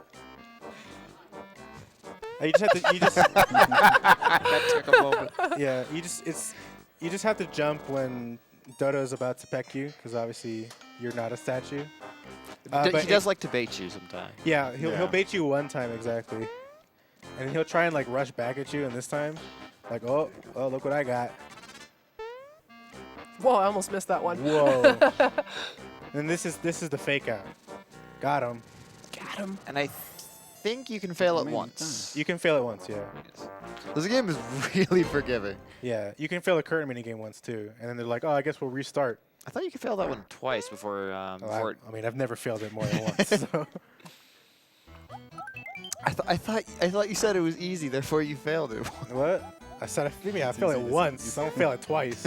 Oh man, another cutscene. Oh, I think I found a couple more J carts. Oh my goodness. Awesome. Do you want these back? Because I'm afraid we're gonna forget about them. Sure. I need those for practice. I gotta get a 250 sometime soon. One of these days. My favorite part about these guys is they're like, wow, Dodo's so terrible at cleaning statues. Here's how I clean a statue. And Stab. then they just both stab the statue repeatedly. I've fallen off that walkway in my PB and wasted like 45 seconds. Yeah. Great run. So one of the main things to avoid, now that there's actually movement happening and not more cutscenes, What? Okay. is you're really trying to avoid any enemy. A lot of enemies here are kind of big time wasters. They're not all super dangerous, but there's a lot, like big packs of them, and they can waste a lot of time. For these forkies especially, these guys like stabbing little forks. She's gonna be doing like heavy trooper skip here. You open the door and then walk very, very like cleanly past it, right through the little corner. If you get into the fight, it's not a big deal. You just run away. They're not super hard to run from, and their first turn is always like preparing to do like a big attack, so you have like a lot of chances to run. But Pidge nailed it super easy. You know what? I just want to double check that I put the super suit on Mario. I'm pretty sure I did. Yeah, we got it. Yeah. This is Birdo. Y'all may know Birdo from previous Marios. I have been wondering how many people in chat have said, "Honey, where's my super suit?" At least once at this point in the run. So the way this fight works, Birdo is in the egg, and you have to break open the egg for Birdo to come out. A lot of people think that it's just, oh, I have to hit the egg 5 times to open it, but there actually is a damage threshold to open it. It just so happens that the untimed attacks of everyone still reaches that damage threshold. I believe it has like 777 health or something. It's something not- weird like that. That's how much Birdo herself has. Yeah, Right. like the shell has like 200 or some weird number. It's low. It's low enough Oh, that these are bad rolls. everyone can just untimed attack.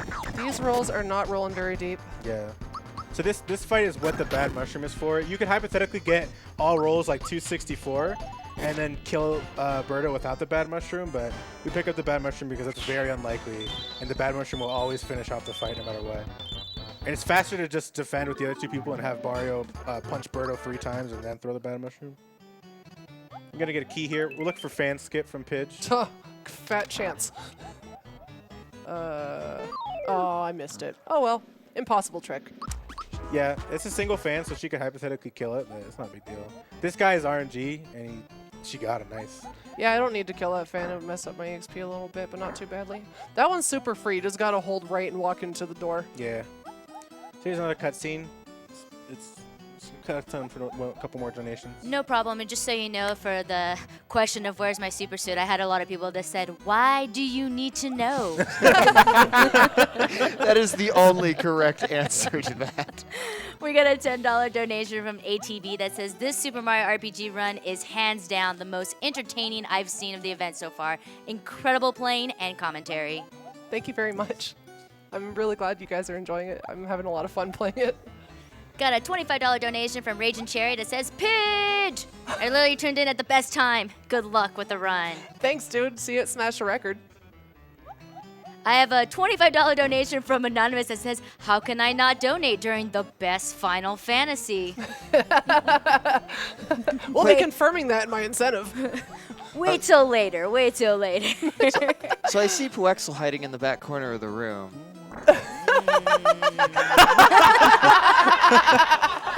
Dude, you're not allowed to reveal the Dark Lord's location, please. I'm sorry to put you on the spot. So Paige is, I think she told me she's gonna make a save here. This save point is right before the Valentina fight. I'll stay true to my word. Oh, well, you're not gonna do it?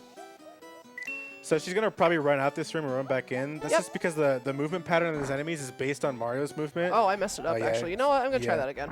You want to skip these enemies. You obviously don't want to fight them. And so if you There we move go. that way every time, you'll never get into a fight with them. There's a star here. Because she landed all the stars so perfectly, she doesn't have to do the backup. She only has to do it real quick there. That never fails to amuse me. How you can just knock, you Yeah. just Yeah. bump into Dodo. Yeah, you just run into Dodo. Can you even get past Dodo? Like, can you jump over him? You or can just jump walk- on him. You can do like the dog jump and jump off of him. But the problem is that there's one frame that you'll jump off of him and not kill him, which has happened to some runners before. They'll try and jump off of him and be like, "Oh, look, I jumped off Dodo and killed him," for like swag points, and then they'll just not kill him. And they're like, "Oh, well, I guess that's rip." All right, viewers, I'm waiting for you guys to spam that 420.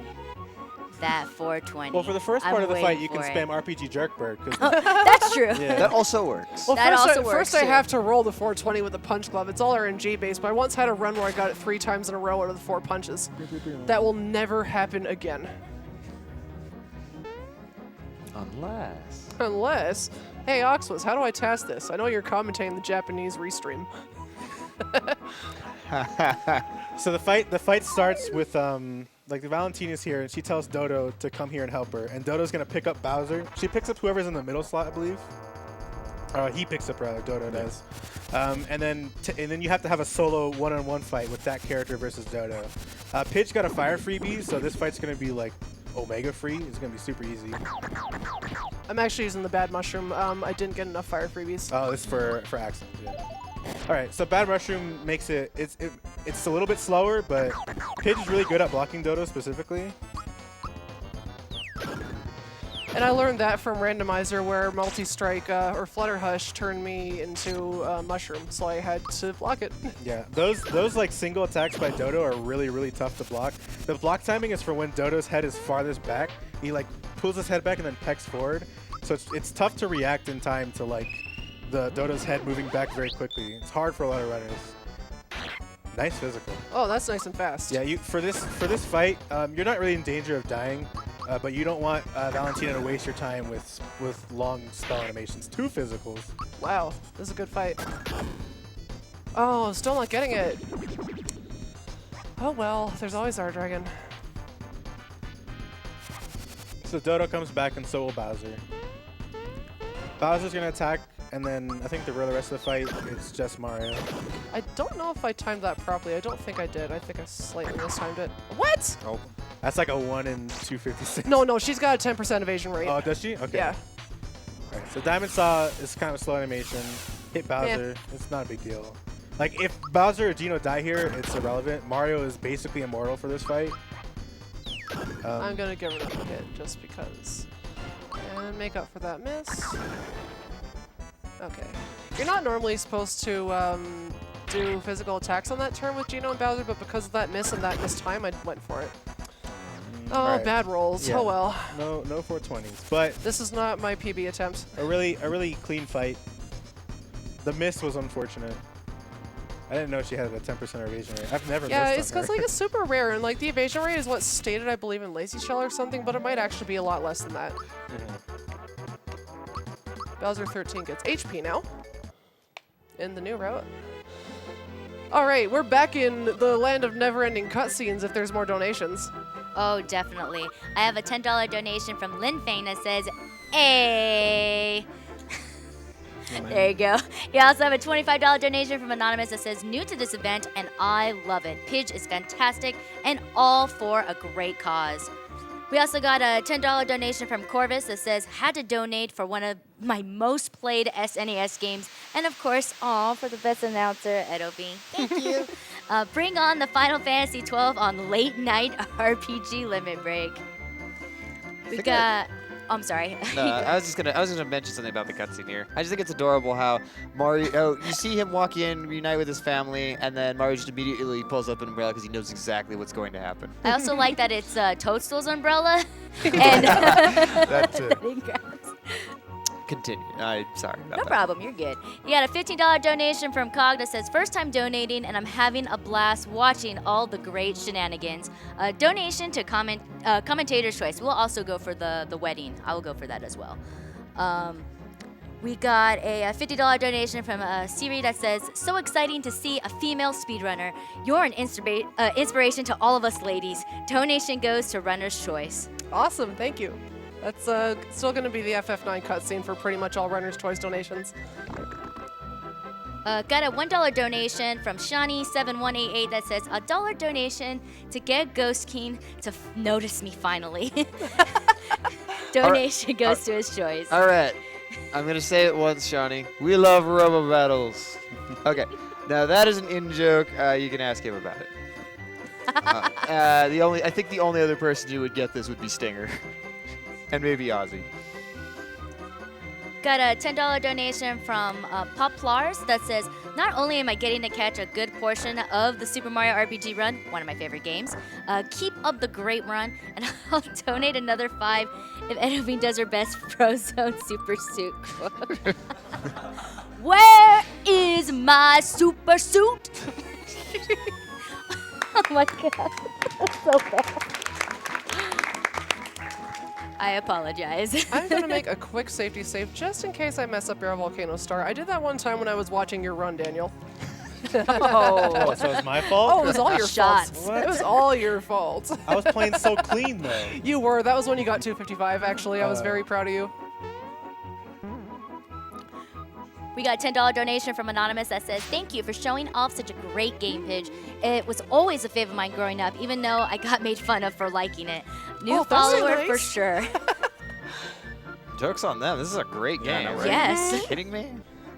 They Thank just you. don't understand. They can fight me. Thank you for all the really kind comments, everyone. It's really awesome to have this much support for the event. So coming up is Barrel Volcano. Barrel Volcano has the second and last swap glitch of the game. It's pretty much the most important one. I mean, both are really, really important. But Barrel Volcano is kind of the hardest one. You have to kill 8 enemies with this star. I believe it's still 8 enemies. I don't know if the new Oh route my changes goodness. First accidental encounter of the Yeah. run is not that bad, I guess. that. Yeah. But these guys are super fast, so Super Suit can't run away from them. There we go. Good stuff. I love this bass line. It's so good. Yeah, Barrel Volcano's got good music. So she's gonna. This next room has the star. She's gonna jump under it, do a switch, and then change her equips around. And then she's gonna walk a very specific way in hopes to get 8 enemies. It's pretty tough. You have to carry it through a lot of different rooms. That guy there is okay. It's pretty good RNG. And then you jump into the lava here because you have a star and you're immune. Oh, What happened there? So we actually got a double swap glitch, which only happens if you do that Yeah. perfectly. So Geno learns a revival spell, and Peach learns Geno Blast. But Peach doesn't learn the revival also spell. keep your eyes peeled for this. Yeah, she does. Oh, nice. Oh no, I'm out of bounds. Is that part of the new route? I've not seen that.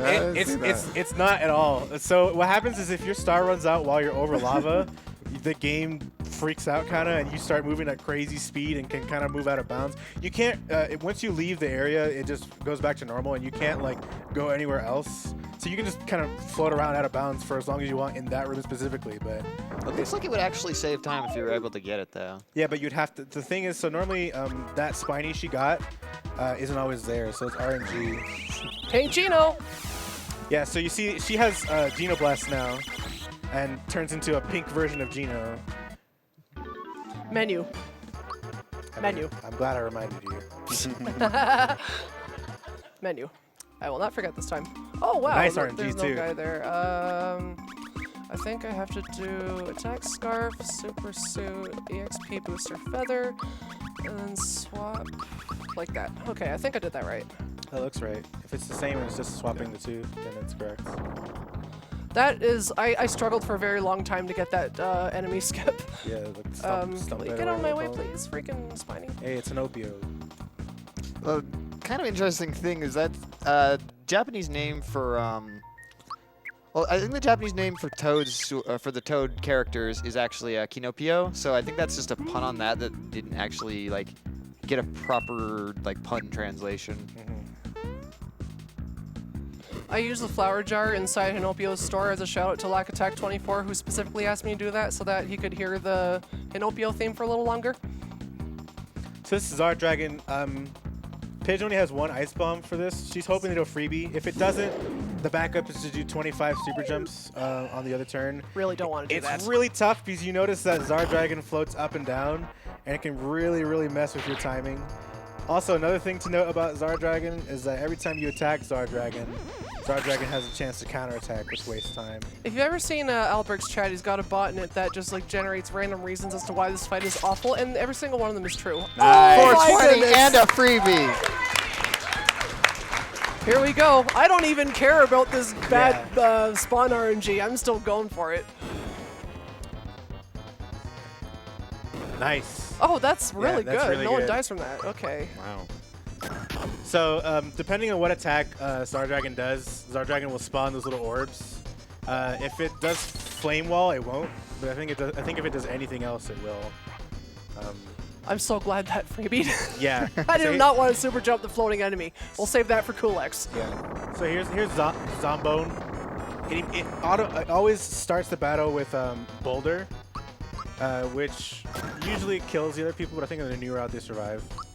Unlike Final Fantasies, you actually can't target enemies with healing items, so as much as you would kind of think, oh, maybe I'd use a pick-me-up or a mushroom or something to heal the Zombone, you can't actually do that in this game, which is kind of unfortunate, but I think that would have been kind of neat if that was like a little Easter egg that they had in the game. So But it would have made the boss really easy. Yeah, it would have. This is going to be the first instance of Ultra Jumps you're going to see. Ultra Jumps are very similar to Super Jumps, but there's a longer interval in between them, and they do more damage, and they're also kind of harder to hit. 2-frame window, right? It goes down to a 2-frame window after the 18th Ultra Jump. It's until then, it's pretty lenient, which is why I was comfortable talking while Pidge was doing it. Ultra Jumps, we don't ever really have to do more than like that amount. Ever. I honestly just press random buttons when I'm doing Ultra Yeah. Jump. It's like, you know how I do rotation with Super Jumps? With Ultra Jumps, I just press random buttons Yeah, completely, just like I don't even think about slaps. it. That's a pretty nice Zar fight. But yeah, that freebie was really Oh, clutch. I am really, really glad that happened. Like, I don't even care that this is not going to be a great Axum fight because I have no Ice Bomb, but it's okay. Hey, you're gonna get the rock candy freebies. Okay. So this is where I shamelessly pull out my notes because this freebie-based fights, I have not really any idea how to memorize them. So I'm just gonna. Yeah, for those Have a wondering, there's a backup. specific way that you do this fight depending on what you have, how many, if you get a freebie during the fight as well. So there's many different multiple ways you have to do it, which is why she's going to be pulling up the notes. yeah, Yeah, from here on out, a lot of the boss fights are going to have alternate strats depending on your actual inventory. yeah. So we've had the Prism Rangers in Disgaea, and now we've had the Axum Rangers in Mario RPG. Are there any more Power Rangers ripoffs in this marathon? These aren't Power Rangers ripoffs. These are original characters. I got Totally original. Do not steal. Yeah. Please do not steal.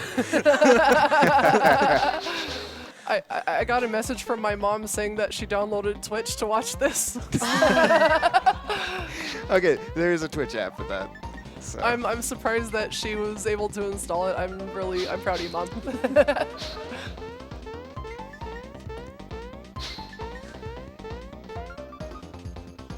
So this Axum fight, she's gonna be scaling like the inside of the volcano, and she's gonna hit that little spring there.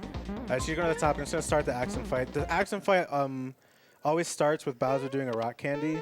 The most optimal fight is if that rock candy freebies, but it's hard. You can't really rely on that in the run. So we have like Edo Bean said, we have multiple different routes based on what's in our inventory, if we freebie it, etc. We're looking for this rock candy to freebie. It's okay if it doesn't. It's just slower. But we have a route for pretty much every scenario. She saved the Firebomb specifically for this because the Firebomb only version of this fight is a lot less RNG than the Ice Bomb only version. The Ice Bomb only version, you would have to use the Ice Bomb and then you have to Ultra Jump on Axum Pink 4 times. Like, it's RNG which Ranger it'll hit with the Ultra Jump, and it needs to hit Pink one 4 times. So no freebie. So she's gonna look at her notes. She's gonna throw the Firebomb. And then she's going to Ultra Jump with Mario, and she's going to be looking to hit every single Axum at least once with it. So that's a lot less RNG than having to hit the pink one specifically 4 times. And red. We're looking for green here. There we go. All right, so it's going to kill every single one except for red. And then the Axum Red Ranger, we're going to be looking to kill with anyone except Mario. If we kill Axum Red with Mario, the fight gets really bad.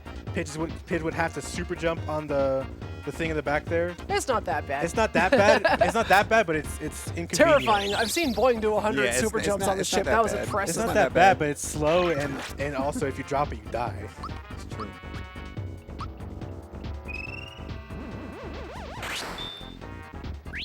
By the way, I have everyone in the chat room that are just spamming Morphin Time emote. So I attack him, and now I have to heal Mario, I guess.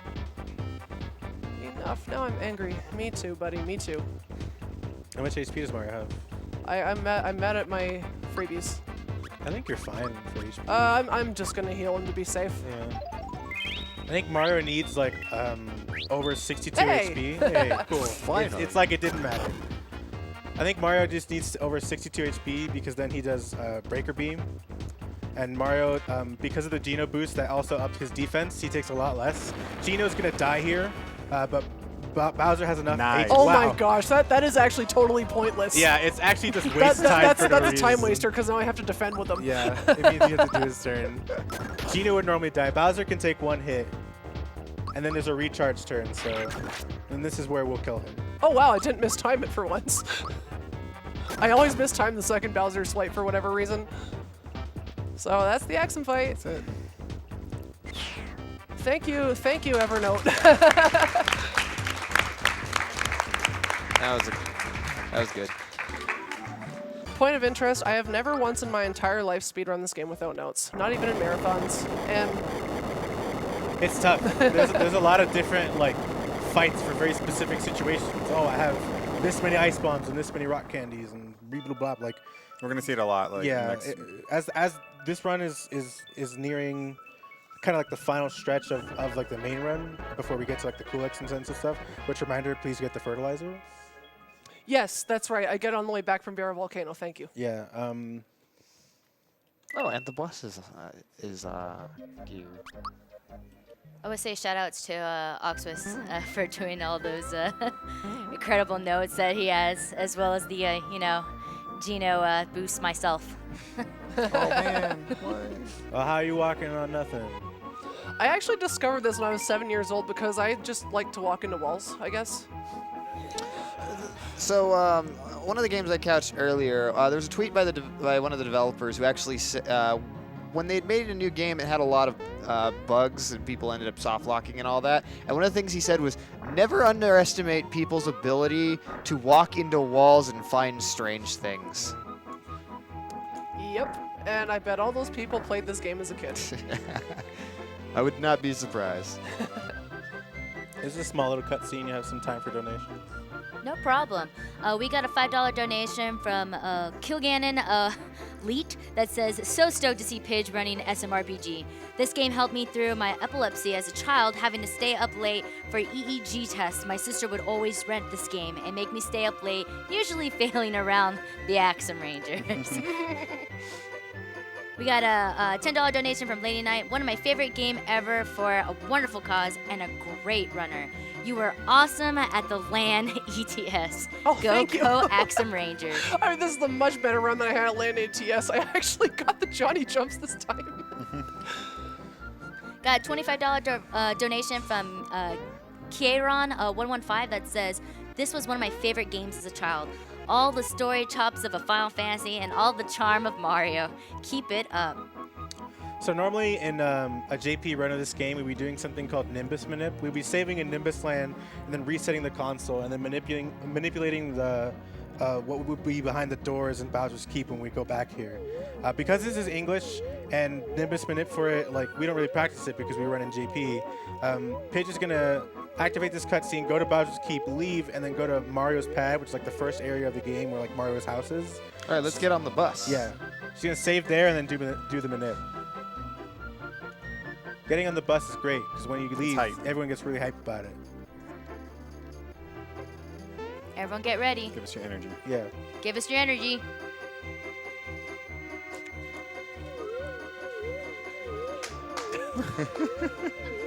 Thank you, everybody.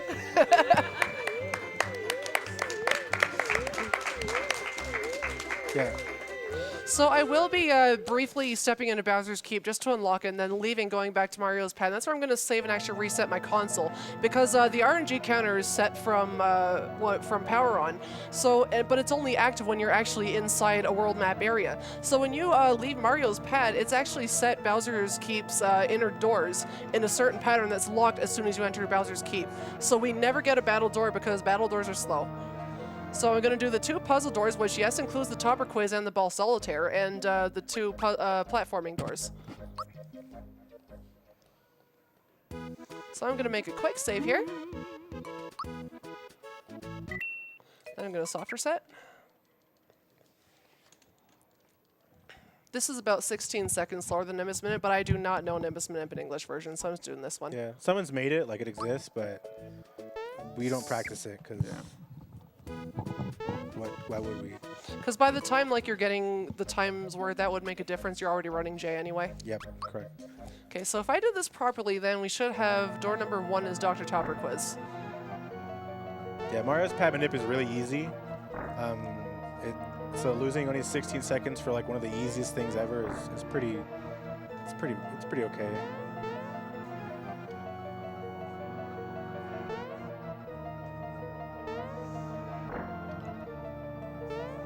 This is actually one of my favorite renditions of the music. Yeah. It I has love an this song. extension. Yeah, the in this extension is part. really cool. Okay, Topper Quiz, Topper Quiz, Topper Quiz. Yeah, got There we him. got it. Nice. I also Right. like how Crocker was here to just help you out. Yeah. So normally we do this quiz in JP. So I asked Paige, is she gonna be okay for this? And she said she's did it so many times when she was 7 that she'll never mess it up. So I'm holding you to that. So far, so good. Mowing the lawn on Sunday. 100%. Yeah. That looks much more impressive in Japanese. In Japanese, It's- people are like, how do you do that? And I mean, it's just like symbol recognition. You kind of like memorize which answers are for what, and it's not too bad. It also helps that these. 16. Okay, sorry. It also does help that these games, early SNES era games, Game Boy games, they pretty much only use the simpler character fonts of hiragana and katakana. Games in later consoles had enough technology that they were able to use kanji, which is the Chinese letters. So that would have probably made things maybe a little bit more complicated. But it does help when you can recognize symbols. So I actually, Pitch quickly counted this. It's 46, by the way. yeah, it's 46. We have a trick to quickly count it. That main stack is normally 36, but one's removed, so that's 35, and then there's the 5 and the 6. That's plus 11. So I 46. can't tell them apart because my eyesight's not that good, so I just like count them in cubes. yeah, everyone's got their own way of doing it. This is how I was taught, and that works for me. This one's just memorization. They say a different thing, and that determines what place they're in. So he came in 3rd for swimming, so that means he sucks. If you come in 3rd for 4, swimming, 1, 3. you're last. No, 4. Oh wait, no, 4, 1, 2. Actually, let me check that again. That's 2. Yeah, this is definitely 2. So That's- 4, 1, 2. Yeah. I always get 2 and 3 mixed up. 1, Yeah. So you have to 2. talk to them in the order that they got. So first place, second place, third place, fourth place. I didn't switch as which one each run, but you just memorize it. Pretty much. Yeah. There's also like really obvious visual cues to get it in the Japanese version. Yeah, there's only 2 answers that have numbers in it, period. So those that's second and fourth place. So you can immediately identify those, and then you only have to be able to differentiate between first and third place. 6, 7, 8, 9, 10. So Pidge hit on the 10th one. She's gonna be hitting until she hits 15 now, and now she can't lose, no matter what. She's gonna be hitting until. This 20. is actually optimal because his jumps are slower than mine. Yeah. Yeah, you always want to take. You want to end your take so that a multiple of 5 has been taken from the chest, because like you can only take between 1 and 4 coins, and whoever takes the 21st coin loses. So it's just like a little logic puzzle. So is this, but it's really easy. Reminds me of that Mario Party 2 minigame. So that one only goes up to 2, and because there's 4 players, it's basically a matter of who do I want to lose this minigame most. I actually made an app for this minigame that you can practice on your phone. It tells you the Yes, that app is solution. very helpful. So everyone's kind of got, for the most part, everyone kind of does the same one, but there's little variations and stuff like that. There we go. There's multiple answers to this puzzle. There's a lot of answers, to be quite honest. But the ones that we mainly use are the ones that are technically fastest. They leave you closest to the door by the end. And that's one thing you're looking for on top of many other things. But for the most part, you're just looking to complete it. And then we get the chests at the end of these. There's a lot of rock candies in a lot of these chests. And there's a lot of useful items. There's a fright bomb in this one. There's an ice bomb in this one. And then there's a rock candy in that one. Rock candy is an extremely useful item. It will be used a lot in the factory, which is the area right after this area, which is Bowser's Keep 2. I'm probably going to fail this about 4 times. Gonna do You do donkey skip? Donkey skip? I can't do donkey skip. Dude. What? So she has 9 chances. I'm pretty sure this is still better than my PB, which is sad. The barrel formation is always the same, so that's why she we knows to wait there, because she knows that Donkey Kong is going to throw one like super fast. And because of the new route, you usually would pick up the super slap there, but we have the war fan, and we're not going to need the super slap, so Pidge skips it because it's a waste of time to get it. Nice. I swear those jumps are way harder than they look. They're pretty They tough. I failed that room a lot. There's a way to do it, like, so you never have to stop, but it's pretty tough, and messing it up is game? pretty... Okay, I'm going to lure them back over here. Yeah. So if you touch the bombs, then you like fail and have to go back to the start of the Well, round. Bomb, will you guy. please That get one over guy. here? Come on, I think come you're- on. I think Okay, you're there good. we Go go, for there it. we go. Go I'm for fine now. Just trying to get this rock candy. Yeah. So you get 4 rock candies total, in this little Bowser's Keep door section, and it's extremely useful and necessary, to be quite honest. She picks up that flower just for safety. It's not necessary, but it's there, so why not? I've got like 38 at this point. Yeah, I you think. have way too many, but who cares? You're showing off. It'll make Kulak's like faster, I think. Yeah, she can also pick up this royal syrup. She probably won't need it, but Whoa, almost fell in the lava. it's not bad to get. And for a marathon, these are all like really reasonable things to pick up. For PB, cutting stuff like that out might not seem like a lot of time. It's like a second to go get it or something like that, but we value those seconds quite a bit. The Kara Kara Cola is necessary It at is the necessary, unless you freebie the one in Yuritovich. end. That's right. Great room. Yeah, this is the most boring room in the entire Bowser's Keep 2. Yeah. Real slow platforming that's Okay. spinning around. And then we skipped this. This is Sonic Symbols from Mallow, who we don't use. So. Who's Mallow? Some He guy. hasn't been relevant for a while, so. This is Magic Koopa. Magic Koopa, after like 2 full turn rotations, will summon extra monsters. And it's supposed to be like, oh man, I couldn't kill him in time, now I gotta fight this other monster. But the way we have it set up, we're gonna do enough damage that, He is susceptible to fear, which makes this fight super easy. yes. Unless you get a 1 in 256 chance miss on him like I did yesterday. Did you really? Yep. That's something special. That's Pokemon Generation 1 levels of bad luck. So since he has the fear status, his magic and his defense are lowered, so he can't kill any of us with his spells, and he also will die in 5 hits. Do you need the perfect attack, or is that the new part of the new route where you since you're switching out Peach? This for fight's Koopa? actually like really free. You don't need like all perfect attacks anymore. I don't Okay. think. I don't remember which ones you can untime, so I just go for all of them. Yeah. Especially like Geno's, because like it's not that much of a time saved on time his. It's like 2 frames or something. Don't forget to menu. Oh yeah, that's right. Menu is here. So in the old route, we do the menu before Magic Koopa, but now we do the menu after. Yeah, this menu's pretty simple, which is Yeah. nice. Yeah, I'm just making sure because like learning a new route, you kind of forget. You're not used to doing the menu after something, so. So he gets Super Suit back, he gets Hurley Glow, so he gets Safety Ring, and I'm going to sort my items by opening that menu. Yep. And this room I actually have no idea how to do, so let's see how it goes. Super free. Very poorly. That was really good. To No, me. it was really bad, dude. I was It's really stopping at bad. everything. It's really, Yeah, it's really you can bad. stop, like, It's really bad. once. Most people like do that room way slower. So. Yeah, I guess so. So Like, I that was have pretty okay. I have this theory that it's impossible to super jump on red enemies, so I'm gonna test that theory now. For some reason, people have a hard time jumping on this boss. You And have to do by people, you mean me. I mean, a lot of other runners drop jumps on Boomer. So she's gonna have to do 47 super jumps on top of that regular jump she just did. 40 That shaker move was a 1-hit KO, but I blocked it.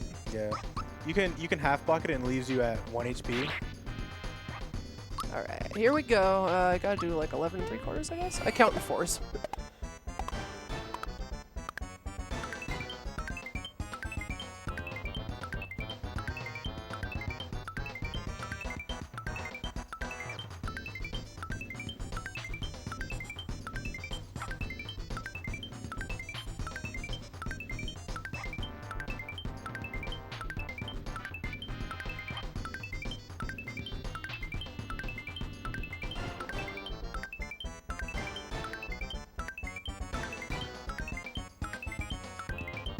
I think that's enough. All right, we did it.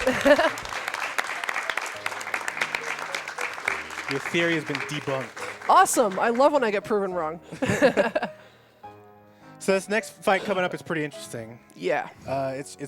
So if you remember this part of the game when you played it, also at the beginning of the game you saw a giant sword like stab the castle.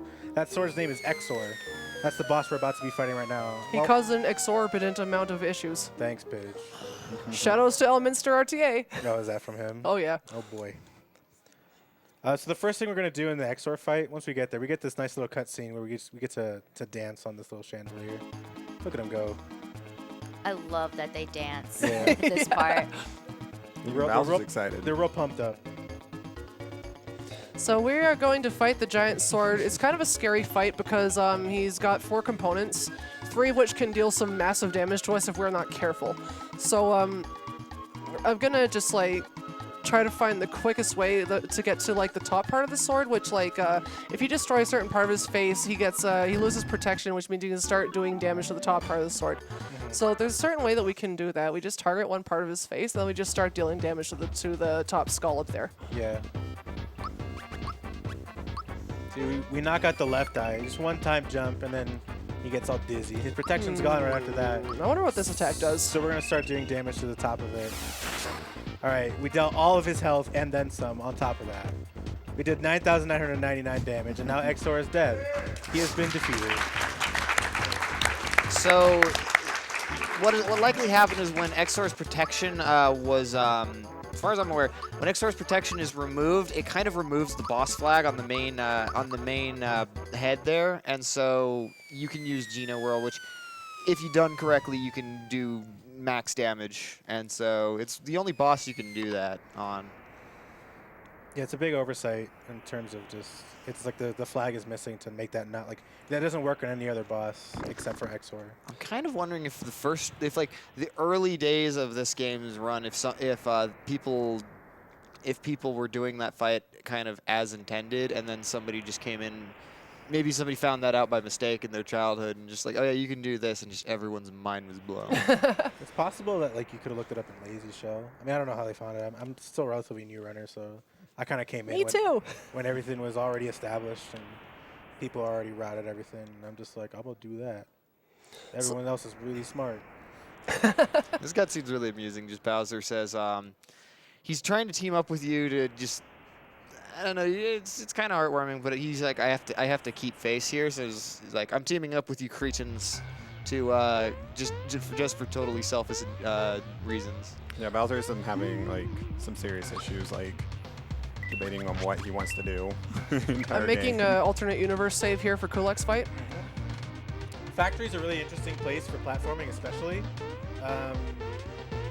There's a lot of really tricky platforming, and it's really difficult to nail on this first try. But Bitch has done it so many times that it's.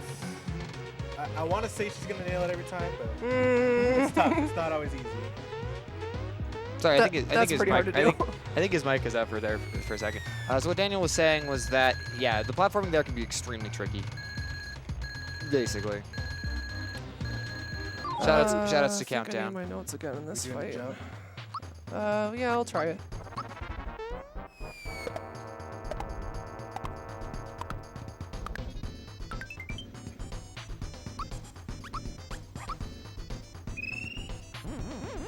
So this new countdown strat was developed by X the Char. He contributed a lot to the new route. So shoutouts to him. Nice. Oh, nice. Nice freebie. That's fast. That's really fast. That But is- oh, that's unfortunate, actually. Yeah, that's gonna deal a lot of damage. Yeah, and it does a random status okay. effect. You're gonna have to do a bunch of ultra jumps. This is why I got a ton of flowers. So here comes the super jumps.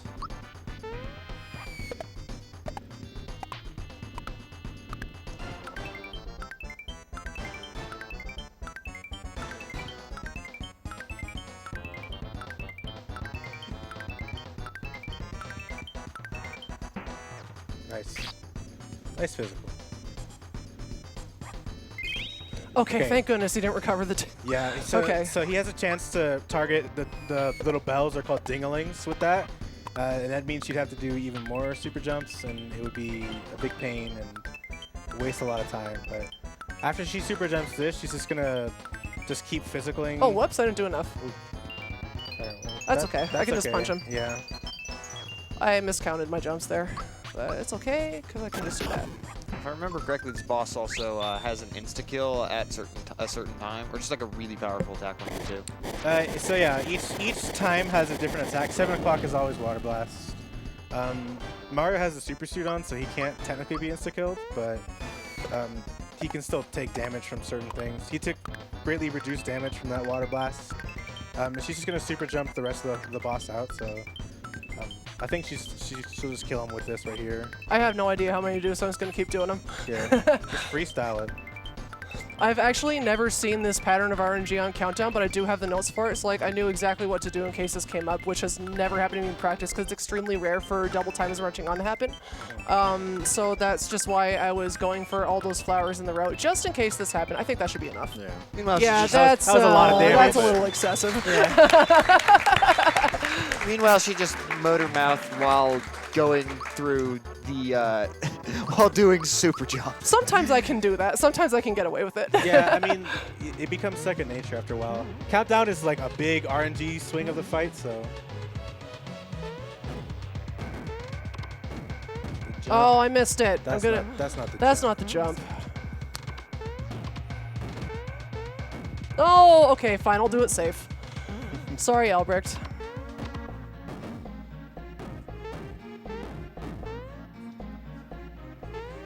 I've kind of lost my touch with that trick. I gotta practice it a little more.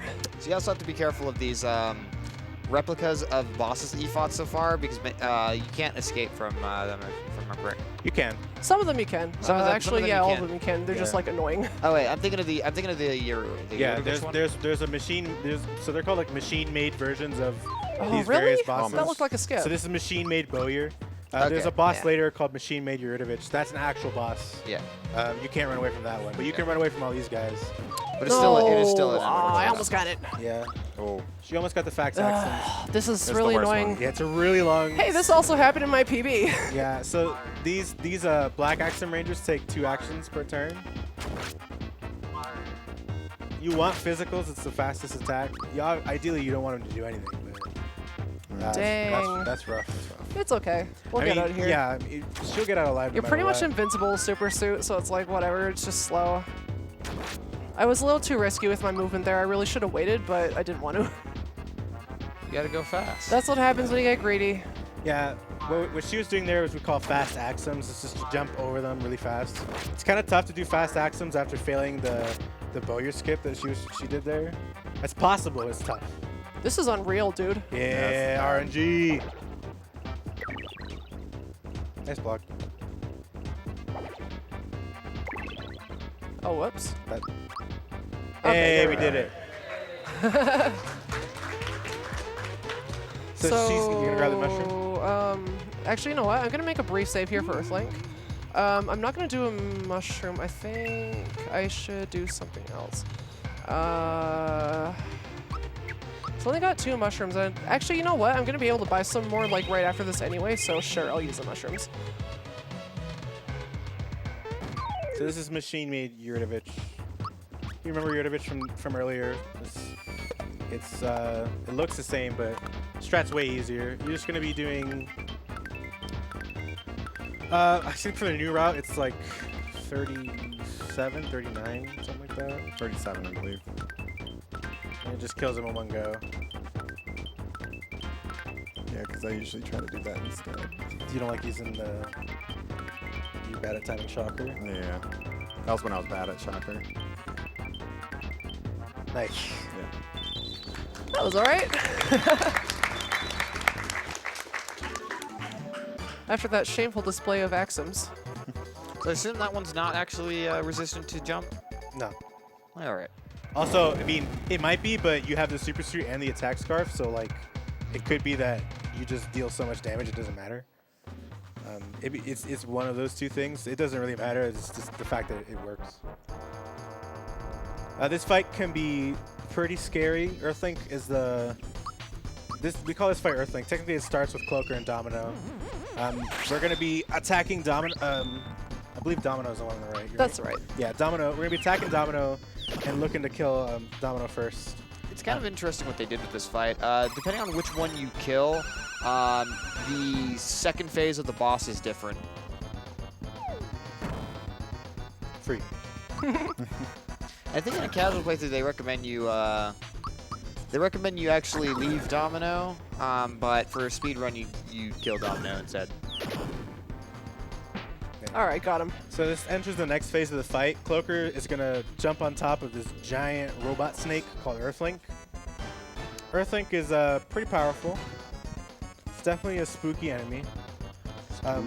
But the idea is Pidge is gonna be jumping 64 times on Earthlink. I need serious mode here because this is extremely hard. It's very difficult. The interval between super jumps is different on this boss, so it's not muscle memory.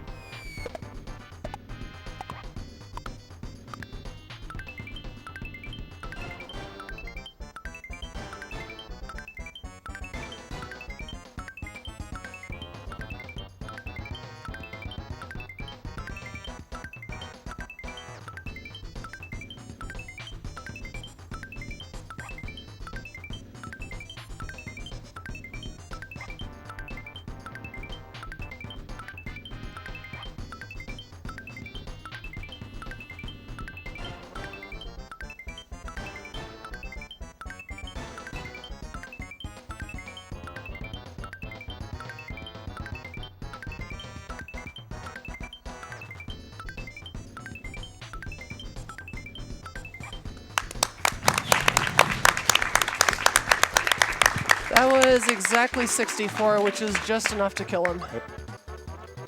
Thank you for the applause. That's hard to do. It's a stressful part of the run. Earthlink is pretty mean and hits for a lot, so you don't want to make that fight last any longer than it needs to. Pretty sure I did that menu proper. Oh right, no cameraman up here. That's right.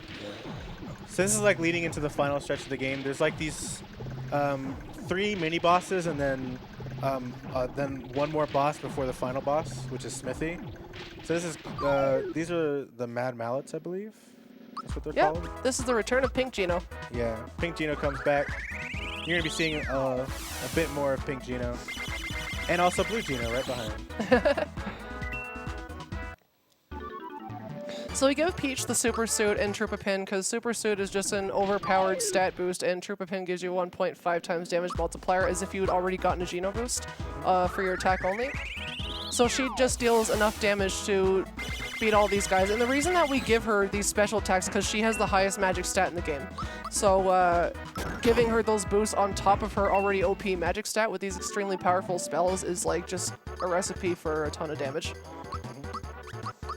We used to use her a lot more in the factory, but in the new route, it's mostly Bowser that we use in factory to eliminate a lot of menus since he can also do a lot of damage with his physicals.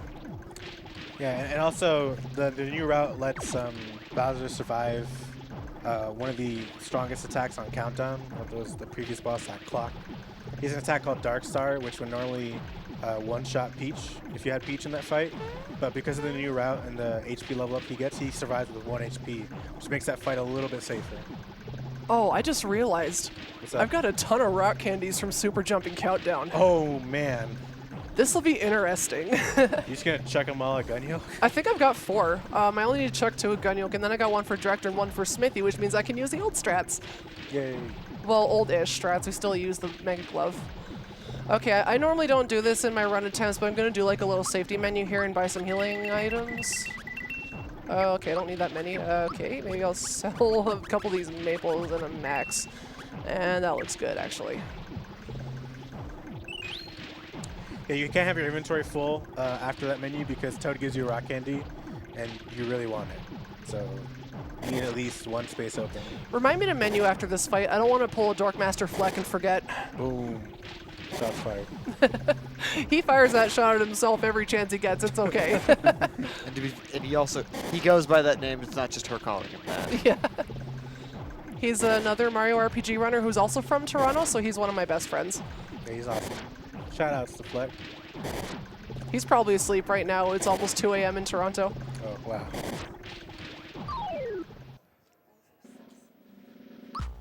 So once again, we're just going to be doing Geno Blast for this fight. And then we're going to punch, I forget his name. They all have like generic names for like just chief and clerk and director and whatever. We're going to punch him, and then we're going to do another Geno Blast. And then after this, she's going to menu to put the Super Suit back on Mario. And then she's going to switch the Trooper Pin back onto Geno. And then that'll set us up for the rest of the game, which there's not much left of. Oh, here comes Bowser's Haiku. Haiku. Haiku. And he hugs him. I love that cutscene. It's just like, Gomenasari. Gomenasari. Oh, man. Trooper Pin on Geno. Sorry, my son. Okay, I don't actually know if I did that menu right because I was laughing. You did. Okay, thanks. Okay, so here's another red enemy. So my theory's not quite debunked yet. We'll see how I do on the director jumps. Yeah, director, you don't have to do nearly as many jumps. You only have to do 39. Or in my case, 9 3/4.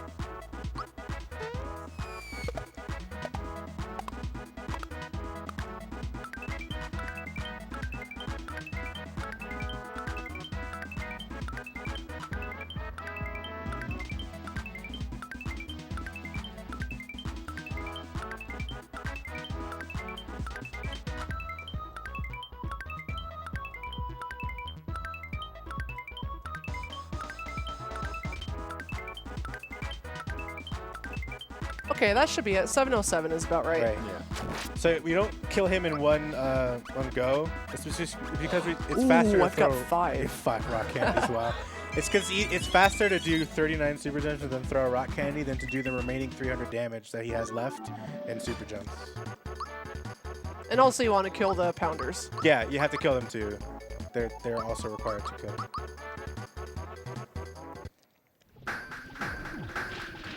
So that's the last little like mini boss that there is. The next fight's Gunyoke, which is the boss right before the final boss. But for some reason, Gunyoke is susceptible to sleep. So we bought a CP bomb at the beginning of the game, and it's used right here. And it's one of the easiest fights in the game. Harumph. So I'm using notes for this fight as well. Immediately we use Sleepy Bomb. And then we boost Peach. I'm gonna do it on time since we can't take damage in this fight. And toss an Ice Bomb. Where's my Ice Bomb? Jump, Rock Candy, Shocker. Hey, nice damage. Rock Candy. Throw like 10,000 rock candy.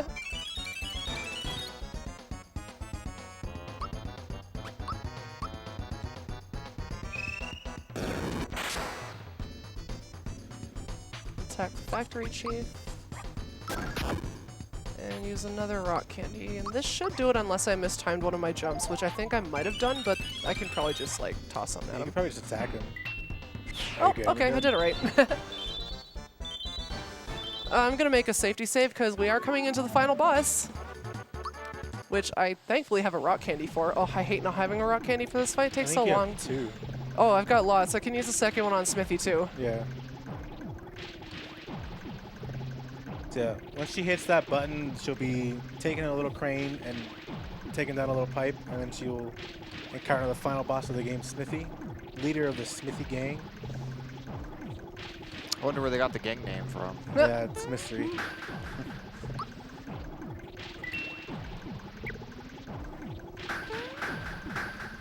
So for the first phase, once again, it's like we've already routed out these fights, so we know what we're gonna do. We're gonna attack with Mario, and then Geno boost Mario with Geno, and then defend with Peach. Smithy's first turn is always to do. I forget what that move's called. He like he hits you with like a giant. Basically, the Sledge. giant thing that What? falls on Sledge. you in Iggy's Sledge, castle in yeah. Mario World. Yeah, exactly that. Does a lot of damage, so you have to defend with Peach or else she'll die. But in this game, it doesn't kill you, unlike in Mario World. I mean, if Peach didn't defend, she would die. That's true, but she defends, so she doesn't. Okay, that's fair. Touche. I like So- how Malo's just here in the cutscene first. Yeah, Yeah. Yeah, Malo's just like the most relevant chilling. character. He's the best. I'm just saying. I'm with you on that one, Edo. If he's the best, why don't we use him? I did a he's the best We teacher steal of his special moves. powers, okay? Yeah. That's what we You do. have to siphon his powers. I actually did a playthrough where I forced myself to use every character in the game, and I had to use Malo for a few fights. And once I got his final skill, that was actually a lot of fun to work with. I have nothing against Malo. Okay, so I am going to request quiet during this fight, because like I do need to concentrate on the super jumps. It's okay. The music for this fight is 198, amazing too. Okay, so I can do 17.75. Oh, crap. Oh, that's bad. That's bad. That's pretty bad. That's double bad because you didn't. It's, yeah. You might have to reset. You know what? Yeah, I'll reset for that. Yeah. I don't know why it ate my left input. That's okay. I'm going to do it again.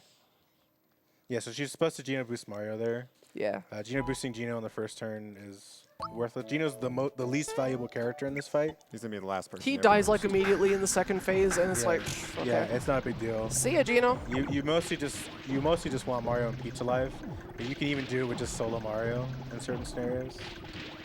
But Peach being alive makes it like that much safer, just because she can heal Mario if he ever gets low on HP. And also she can deal pretty decent damage herself. Not on Mario's level, but still, it's still very useful.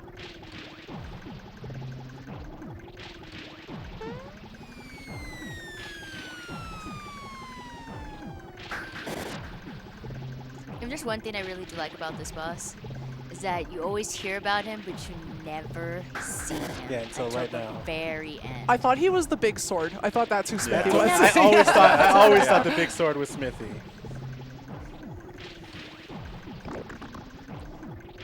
Yeah, at least you get to hear more of the boss theme. Yeah, it's a fantastic boss theme. Mm-hmm. Also, I like how the enemies are made by Jello. Just Yeah, so you a know. little gelatin.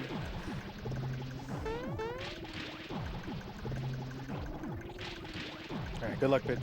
Thank you. All right, let's see how much this damage rolls for this time. 190. Okay, that's really low. Okay, right person this time. There we go. So I need to do 18 rounds. I need to do 18 Y presses, so I'll do that. Don't need my notes anymore.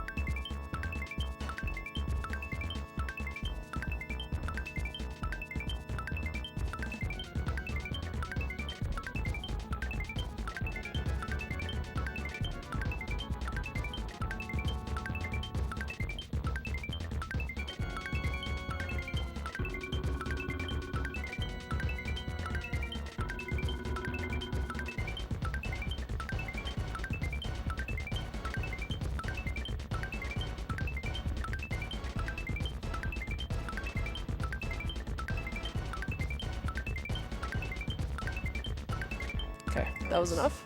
Right. Boost Peach.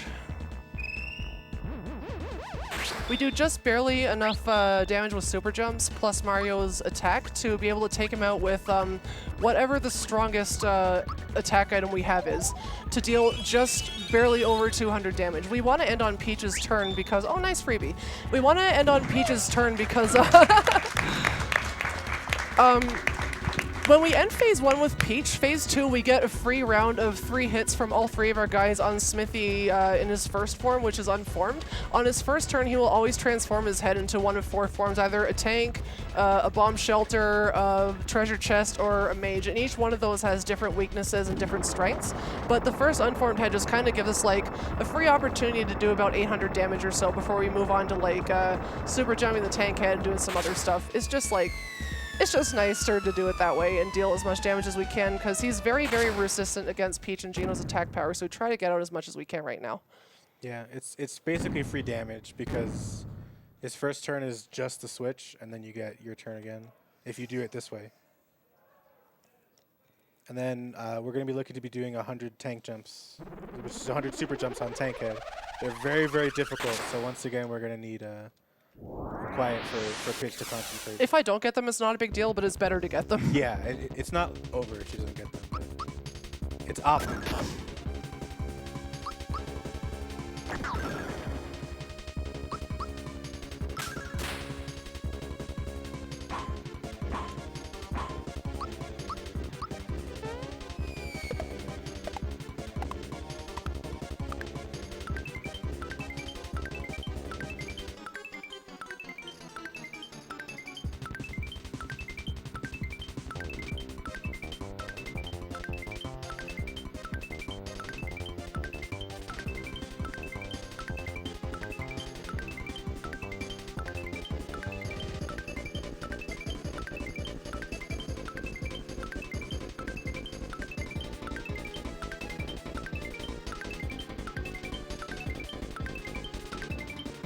Oh, that was pretty bad, but he's at 2200 now, I guess? Yeah. Okay, so I'm gonna heal with the Cure Cola that I got. That's actually the first super jump I've dropped this entire run, so I'm pretty happy about that. That's alright. He's weak to electric, so we all know what attack I'm gonna use now. So that's 2600. Okay, 2500. Whoops, okay, that's bad. I'll still go for it anyway.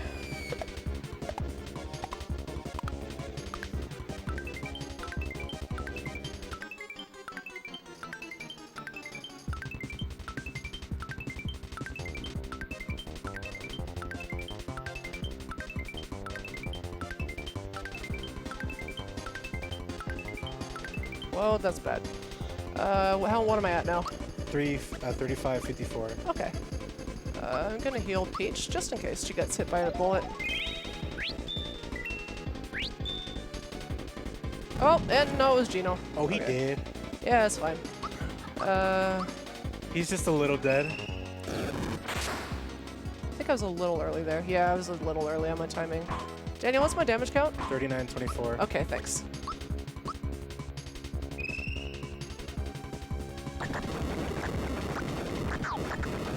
That was bad. Oh no, actually it was okay.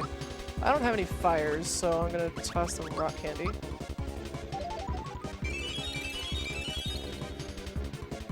Oh, nice. Nice. Nice block. Thanks. So Chess Head's pretty good because both Peach and Mario are completely immune to every single attack Chess Head has. So it's basically just free damage. I'm not on my game with that today. 5,500, I guess? 5600. 5,600. Ooh, nice. Nah, 5900. So 5,900 now. So I got about 2,100 damage left to do one. Oh no, not this one. This is the worst head. It's not dangerous. It Okay, I guess I might as well res Gino here. You have a lot of rock candies though. So I'm Not at like, anymore. what, 6k now? Oh, she has one more. Wow. You're at 6k, yes.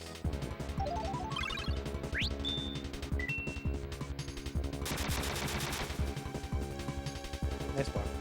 Yeah, that's one of the reasons it's slow. He can recover his health.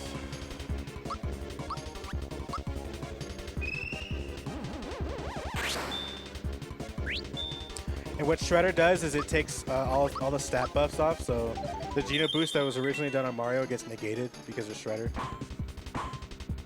He's back. man. He's This is back. exactly the pattern I got when I was practicing earlier. I remember. Back to- 61K, I guess. You're back to like 6, yeah, close to it, because he healed. So. Yeah. Guess I'll defend there. That attack is really hard to block, so the fact that she's blocking it so consistently is pretty incredible. Thank you. Okay, so I'm gonna toss a rock with Peach, because that's like all the damage I can do to him, since I keep freebeing the heck out of it. Yeah, if she had Ice Bombs, she'd throw him here, but it relies on Ice Bomb freebies Oh, and whoops. stuff like that. Okay. What's my count? 6,800. Okay, thanks. 6,843 specifically.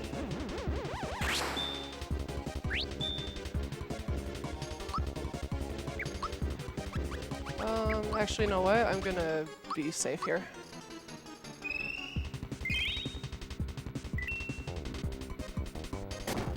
Whoops, I missed that. Oh, he hit the body, that's fine.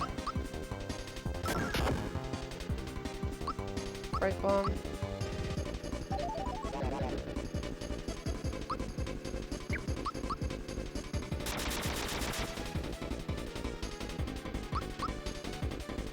Just transform already, come on.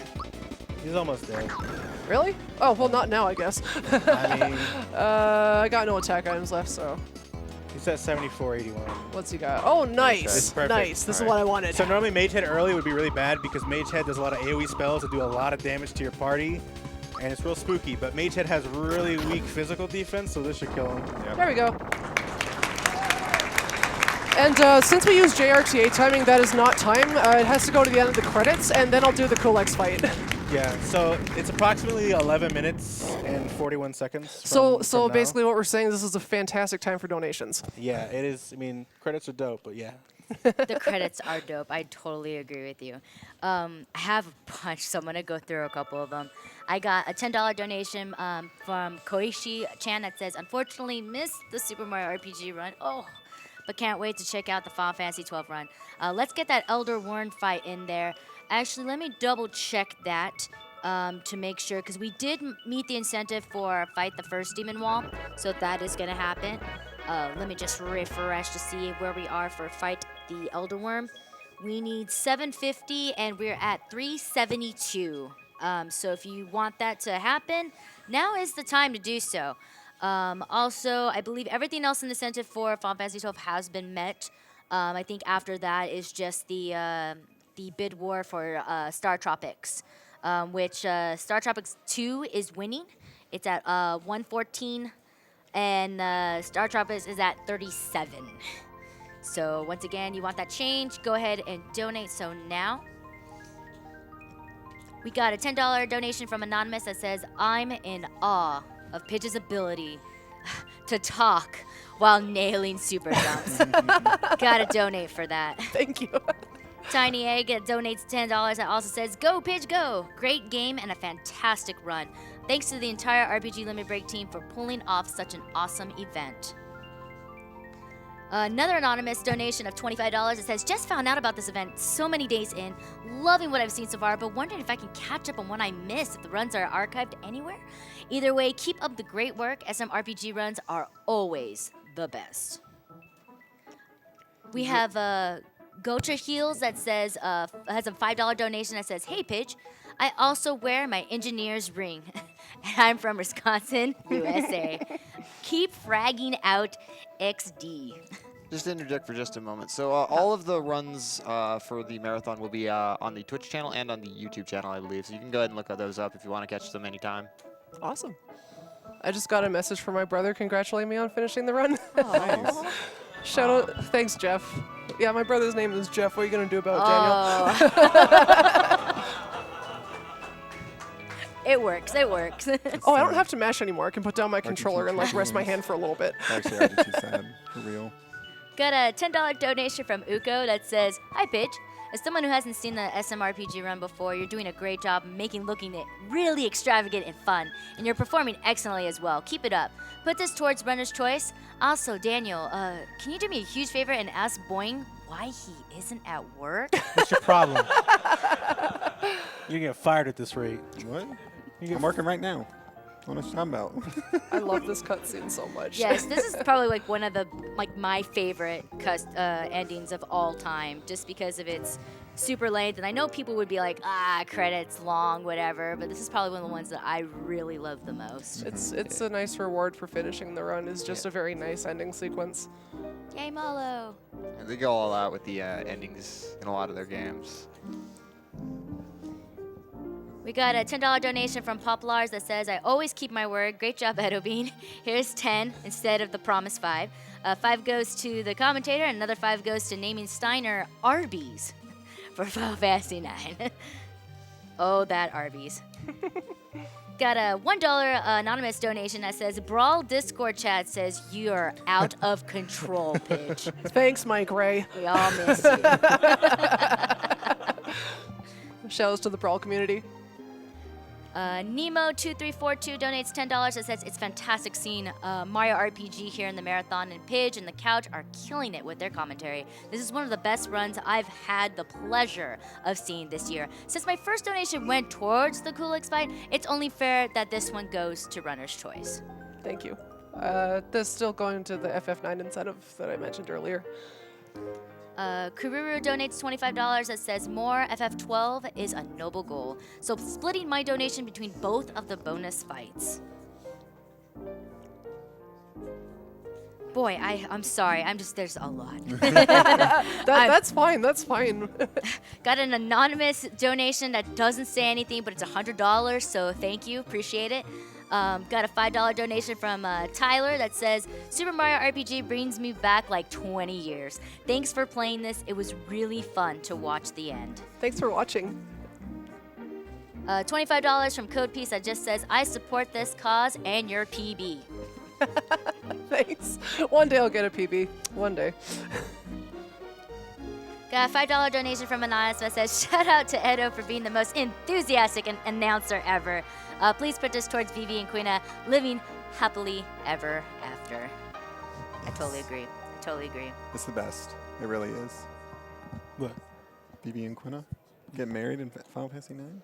It's the best. That cutscene is amazing, and you're going to want to see that. Make that Oh, happen. this is the time we get to see Luigi! favorite guy, Luigi. Who's that guy? Hey, he's been hiding this entire run. What? This is like, I think this was like the uprising of like people where they were just like, Luigi is put on the back burner. I'm gonna be real. I'm colorblind, and I didn't know that was Luigi. I thought that was Mario. That was Luigi. Oh I man, thought that's that was Luigi. Mario. I'm like, oh No. look, Mario, and then he's on a float later. I'm like, how do you get there? I mean, this is like right before like Super Mario 64, and then this Luigi's not even in there. Yeah, fun fact, like Luigi was like originally intentioned to be in the game. It was in a lot of like magazines and stuff when they were showing off like teasers of what was coming up, and there's actually a picture of which we don't even see in this game either. It seems like to be like a cutscene where everyone's on a long table for dinner. I'm gonna assume in Nimbus land, and it has Luigi there, but for some reason they just decided to not keep him. He seems to have a lot of troubles when it comes to RPG games. Yeah. First this game, then Paper Mario, the party with Luigi, and now a lot of speedrunners like to take him with them, so. I just want to say that this is my 5th time running this game in a marathon, and it never gets any easier. It's a really stressful speedrun for me to do, because like, I've never lost a run to Super Jumps, but I always think today's going to be the day, right? But I just like want to thank everyone for like having a good time in here, like watching, and to the awesome guys on the couch for like making this so much less stressful than I thought it was gonna be. It's such a fun speedrun, and like especially shout out to that girl that donated earlier, like who was happy to see me running this game. I think that like if you want to pick up a speed game, you totally should. Maybe we'll see you on the stage sometime. Everyone in the chat who wants to learn SMRPG speedrunning. if the super jumps look hard or easy or whatever, it's like it's hard to learn, not that hard to do. So if you're feeling intimidated but you want to like pick up the run, you should just try it. It's a really fun speed run. Like it's stressful, but it feels really good to finish. Like I'm just breathing a huge sigh of relief right now that it's done, except for the incentive, of course. So just like, if you're interested in picking up the game, go to smrpgspeedruns.com and like you can get a sub 3 just by reading that wiki. It's like really, really well detailed.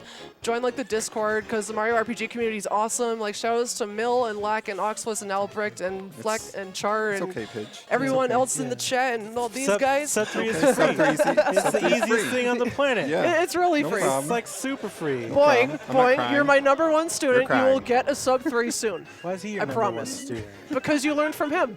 What? I boxed him. Shots fired. I bodied him. He got bodied. What's your PB? I can't remember. Oh, man. Do you need me to look it up for you? I think it's like.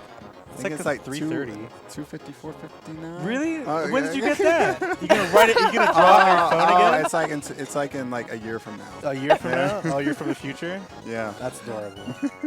Like my hands were like shaking doing the jumps on Johnny because like I've dropped that in marathons before and I really didn't want to It's do it. It's like very- even though like I screwed up my movement, I feel like my super jumps were okay up until the end. There was like whatever. That fight's like easy. I just want to like thank the RPG Limit Break staff for putting on this amazing event and for accepting my run and having SMRPG represented here. It really means a lot to me in the community. So thank you very much for everything, and thank you to everyone who donated and watched. Yeah, like once again, like the SMRPG community is like probably in my opinion, one of the best communities that I've ever spoken to. They're really great. They're super helpful. If you really want to get into this, there are other categories that you can learn. If you're too scared to do the Super 100 jumps, it's totally fine. Like there's different routes you can learn, and they have so much information. Like there's just no way. Someone will be bound to give you an answer like for any question that you have for the speedrun, and it's really great. So I just want to say it's also awesome that I got a host who actually speedruns this game. horribly Hey, speedruns you this got a game. time on the leaderboard. You speedrun the game. You knew when the donations were supposed I beat to be. Mr. Cab. I think that's a good thing, I think. So, sorry, Mr. Cab. Okay, so time is coming up in about like a minute or so, like when the word "the end" is finished appearing, and then I'm gonna reset the console, do the Kulex fight, and then I'm out of your hair. Because I was shocked that that incentive got met. It was for $3,500, and there were other runners and hosts who were kind enough to put their runners and host choice towards that incentive, which I was just absolutely floored by.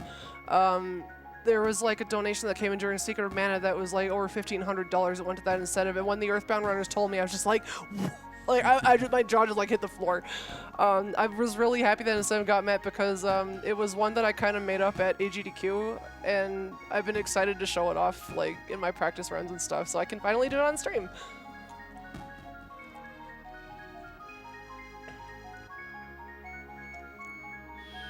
Where we go? I did not buy the fireworks yet. Yet. We're coming up close Yep. to our time. At the last letter.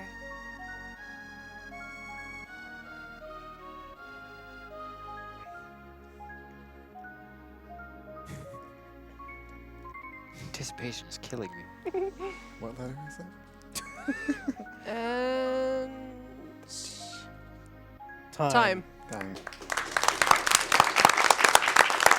That was a 3:16:49. oh, that's awful.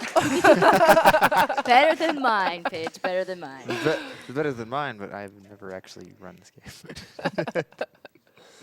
So this fight should take like under 10 minutes or so. It's like, so I'm gonna do my alternate universe save that I made in the factory, which is when I was right here. So it's just kind of backtracking now. Yeah, so for those wondering, Klux is an optional fight that you can do, and he actually is chilling in Mosher Town. It requires you to collect a little couple items, but it won't be too difficult for you to, for Pitch to do, obviously. Yeah, Kulex is a super boss that is sort of a reference to everything else that's like Square, so like they're Final Fantasy fans. He's not from anything, but his boss theme is the boss theme from Final Fantasy IV. Oh, right, I can't go down that chimney. wrong Rose Townhouse, I'm sorry.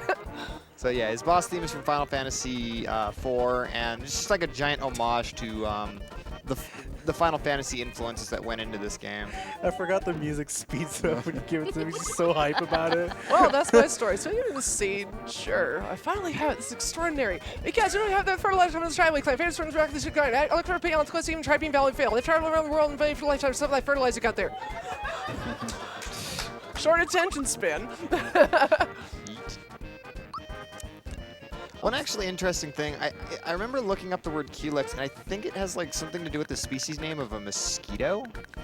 It's like just random trivia, and I'm like, I don't see how this has anything to do I mean, that's about how annoying that boss fight is in the Coolix RTA route. Fair enough. Oh, here we go again. Hey. Oh, wow. Wow. This is amazing. This is a real legitimate Calamari. This is like flying on an airplane without a parachute and hanging on the gag of the geese and I hope I can fall. When I tell my buddies we're happy gardeners monthly here about this, I'm going to be famous. Maybe get my picture in the next issue.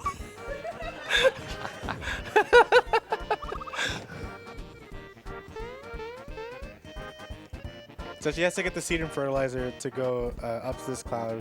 One of these chests has the lazy shell in it. The lazy shell is a ridiculously good armor. There's also a lazy shell like a weapon for Mario, but we're not gonna be using it. Yeah, it is, I believe, the strongest weapon in the game for Mario. Yeah, it's the strongest weapon, but it's also got the most variation on its damage range, so it's like kind of interchangeable with Ultra Hammer sometimes. I know there are some people that are like first learning speedrunnings that will actually go and get the lazy shell just for a little bit of the extra help towards the later fights. Yeah, I'm doing it like just as a backup in case like I get double dark start on Mario or something, which like I don't think has ever happened, but famous last words in a marathon. So in order to get to the Coolx fight, I had to sell all my equips to afford the fireworks that I buy here because this little kid here really likes fireworks, so she's gonna trade me a shiny stone, for the fireworks, which is pretty much just gonna open up the seal that's on Coolx's door in Monstro Town. So it's time to go find him. That's Monstro Town. So you just like walk right in here, and I'm gonna make just a save here just in case. You never know what's gonna happen. I just got a $500 donation from Anonymous. Nice.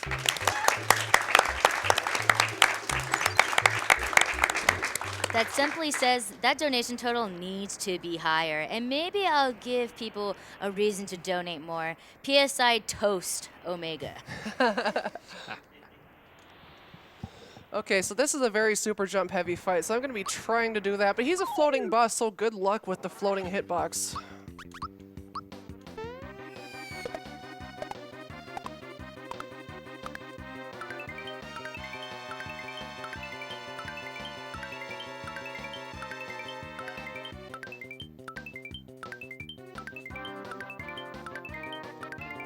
That was okay. I actually use my peripheral vision for the super jump timing because there's like no usable visual cue anymore. So what I'm going to do here is I'm just going to up Mario's stat boost, and I'm going to use the red essence on Geno. And the reason that I do that is because every third turn, Coolx uses Shredder, which was the attack that Smithy used to get rid of our boosts. So when that happens, Geno stayed alive long enough to be able to restore his boost, and that's like when the fight's kind of coming close to the end. So what I've done is I've given Mario Super Suit, Geno's Safety Ring, and Bowser Lazy Shell, which makes all three of them immune to all ice, fire, and electric attacks. So the crystals are almost completely useless in this fight.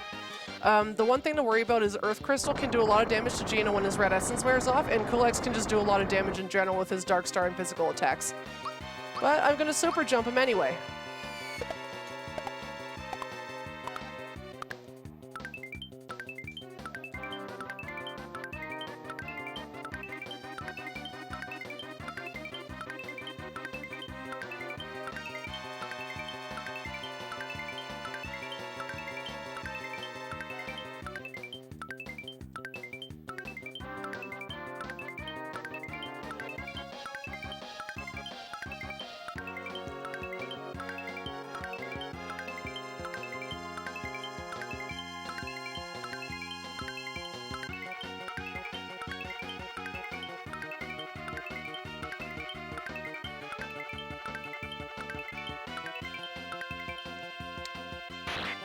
Oh, there you go.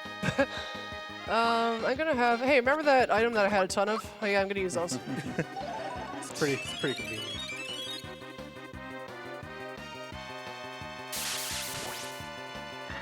Culex actually only has about 4,096 health, Yeah. as opposed to the final boss who has 8,000. But because of just the crystals and all the additional stuff in this fight, it makes it basically a giant super boss, even though it isn't as bulky.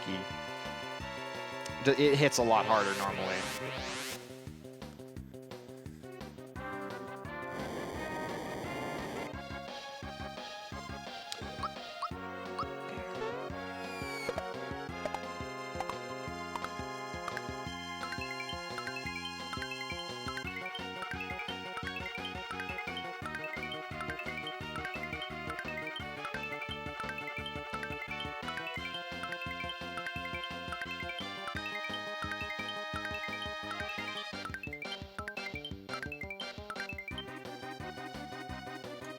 So that's when that attack is scripted, so immediately I have to restore that on Mario. But unfortunately, Bowser also loses his, so his rock candies are a little weaker. But that's okay, because Kulex does not have that much health left. The reason that super jumping him is so hard is because normally I use a visual cue, but as you'll see, like, Mario's kind of landing in different places. So to make it, like, a little easier on myself, I kind of stare at the star that's right to the left of the red crystal, and I just kind of, like, try to use my peripheral as much as possible to try and land the timing and, like, use the audio cue of the super jumps. It's much harder to do that way, but it kind of, like, the most I've ever gotten on him is 73, I think. Which means that I also did not finish the Kulex RTA race, despite it being a route that I kind of created. It's kind of shameful, but it happened.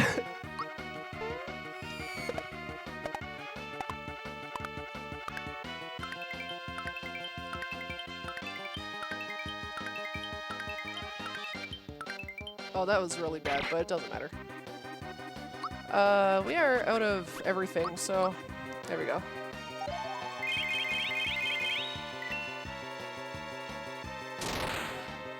I haven't actually been keeping counter damage on him, but I think he's kind of close to dying. It's pretty close.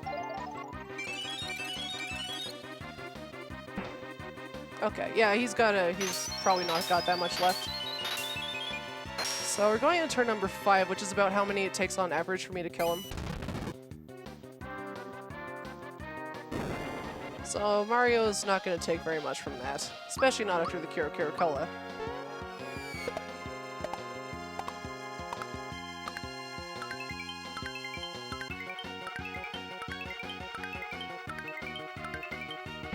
Oh, but what about the crystals?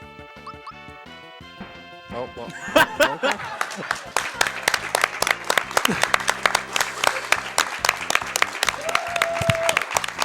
And that's Super Mario RPG. Thank you, everybody. That was fantastic.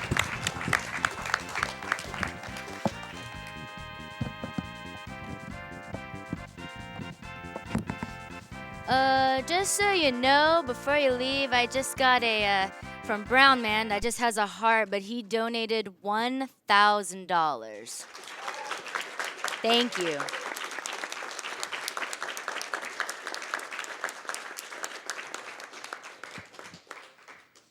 Thank you so much, Pidge, for your wonderful Super Mario RPG race. After this, we got Final Fantasy 12, any percent, with Rustalol and Hoishin. Stay tuned.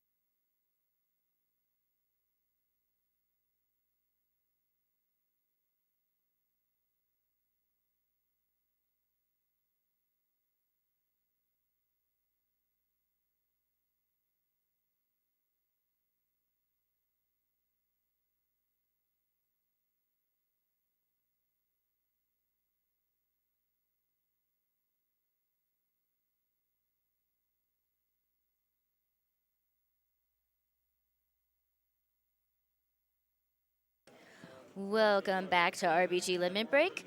I'm gonna read a couple little extra donations as we get a little bit squared away for our game. I do have a bunch that I didn't get to read, so I do really apologize about that. I got an anonymous $30 donation that says, for Chrono's mom, she works so hard. Yes, she does. Shadow Ant, thank you for your $25 donation that says, trying my hardest to stay up to the game that got me into RPGs. It's still one of my favorite games of all time. This is my third year tuning into the event, and I'm been having a great time learning some cool tricks about these classics. Put my donation towards any non-Jeff related runner's choice. $5 donation from Aluminum Batman that says, Balom always looked like a cat to me. Either way, I think he looks adorable. Dragon, thank you for your $5 donation. Forget the physics of scarecrow jumping. How do Malo's pants stay up when he's using a special ability? Magic. $5 donation from Anonymous that says, as someone who's dealt with anxiety for longer than I can account, thank you for supporting Nami.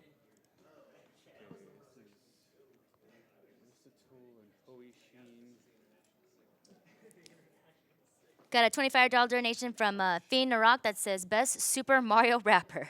Good job, Pidge. Green Boots, thank you for your $25 donation. Shoutouts to shoutouts. Put this towards Terra and the BBS bid war because we gotta go slow.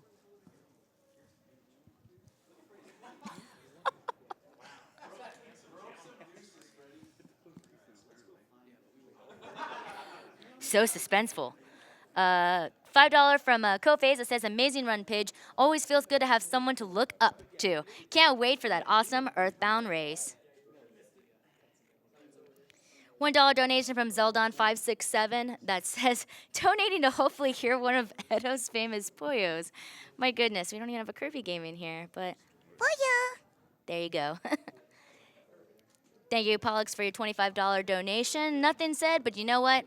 Donations is just enough. Thank you so much. We also got an anonymous donation of $100 that also doesn't say anything, but I mean, I guess actions speak louder than words. So thank you so much for that donation. All right. Thank you guys so much. I'm Edo Bean. I hope you enjoyed the hosting. I am done, unfortunately. So I thank you for having me, RPG Limit Break. And I'm going to throw this off to my buddy J Hobbs, who will be hosting for this Final Fantasy 12. Thank you so much.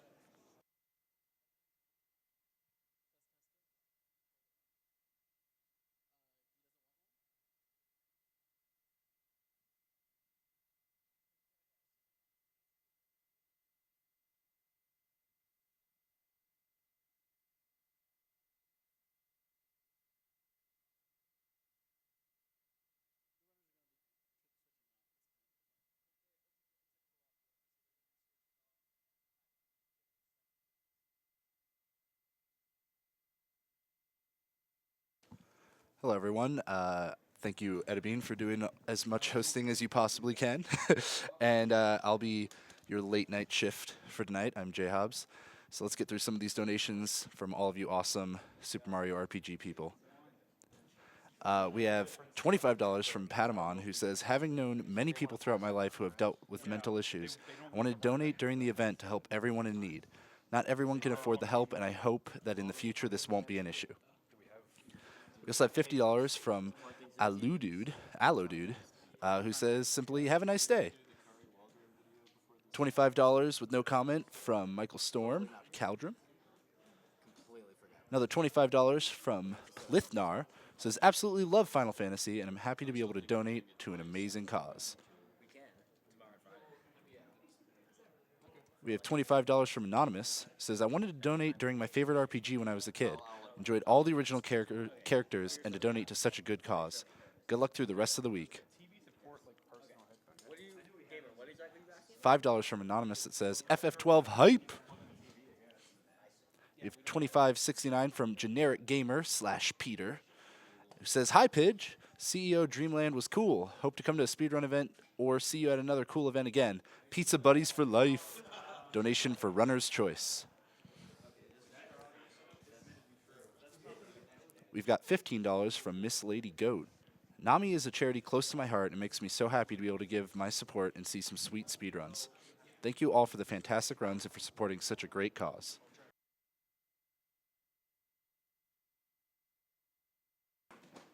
$30 from Goater Heels. Thank you for being you and raising awareness for a great cause. I love your commitment to this game. There's a gigantic storm occurring in Milwaukee right now. Let's hope there's no floods. Cheers. $5 from Daragon says, so, is Star Road where Twink was born?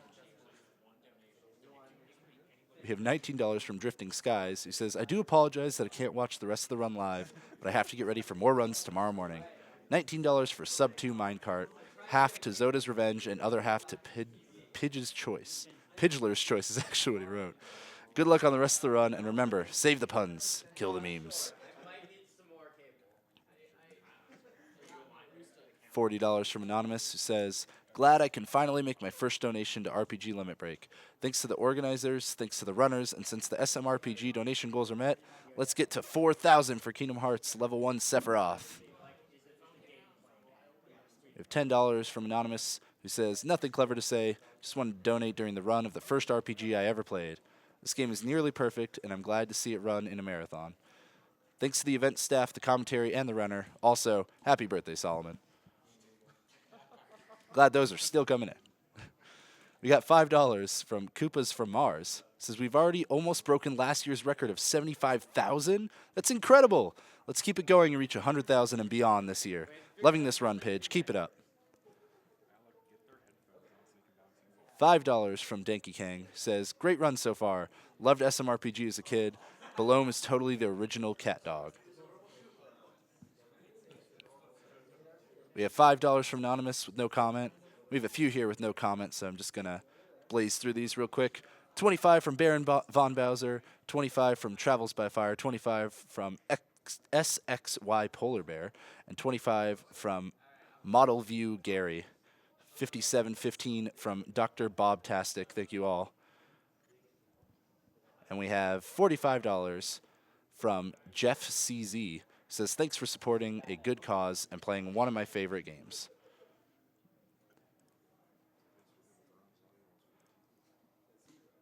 While we're still getting our FF12 runners going, I just want to remind everybody that this is RPG Limit Break 2017, and we are in Salt Lake City, Utah, raising money on behalf of NAMI, the National Alliance on Mental Illness. This is made especially poignant as May is Mental Health Month. So join the conversation on Twitter using hashtag Mental Health Month or hashtag Stigma Free.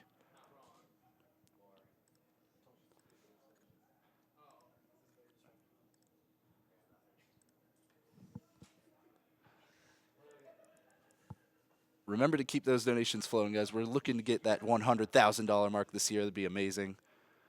We're loving everything you're doing.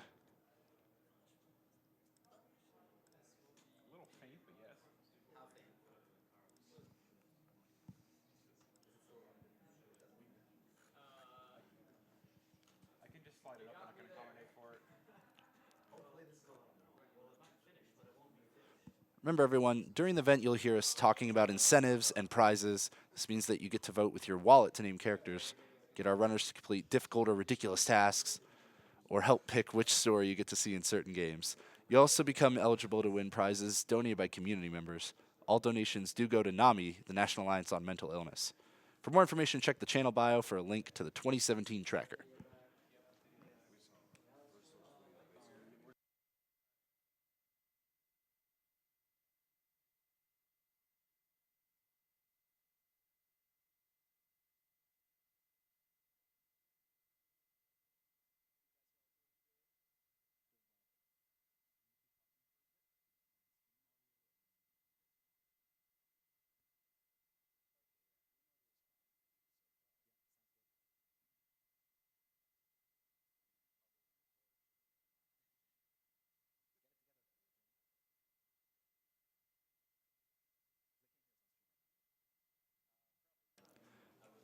We have another $100 from Anonymous, who says, I don't know what the Elder Worm is, but it sounds hot. And I believe that might have met that incentive.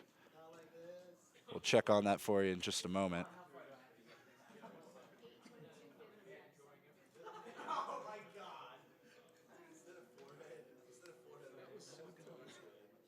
Meanwhile, we have $50 from Anonymous, who says, thank you guys so much for doing what you do.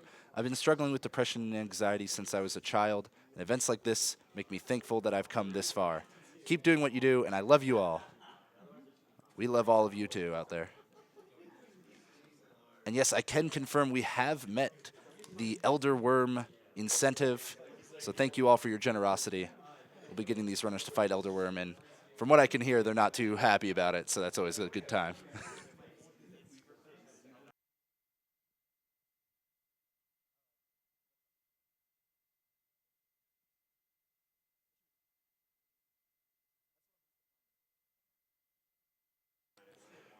Remember, everybody, your dollar's not the only way you could donate. RPG Limit Break is proud to once again be partnering up with the Yeti to bring you 9 amazing-looking T-shirts.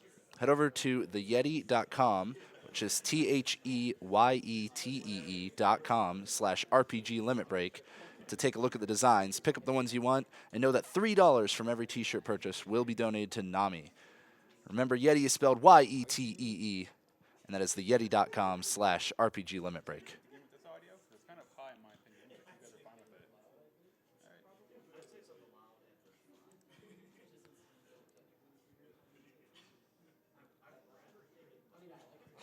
And while we're still getting these FF12 runners set up, it looks like we have met all of the incentives for Final Fantasy XII.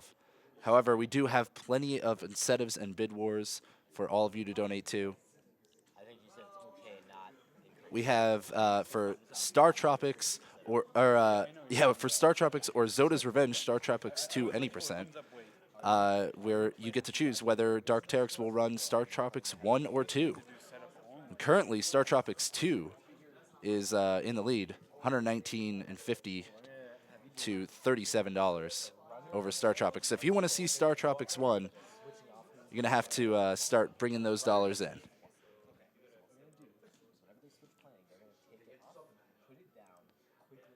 We also have for Saga Frontier, the any percent run will be either Amelia or Asilis, and either way will be a race. I might be pronouncing that wrong.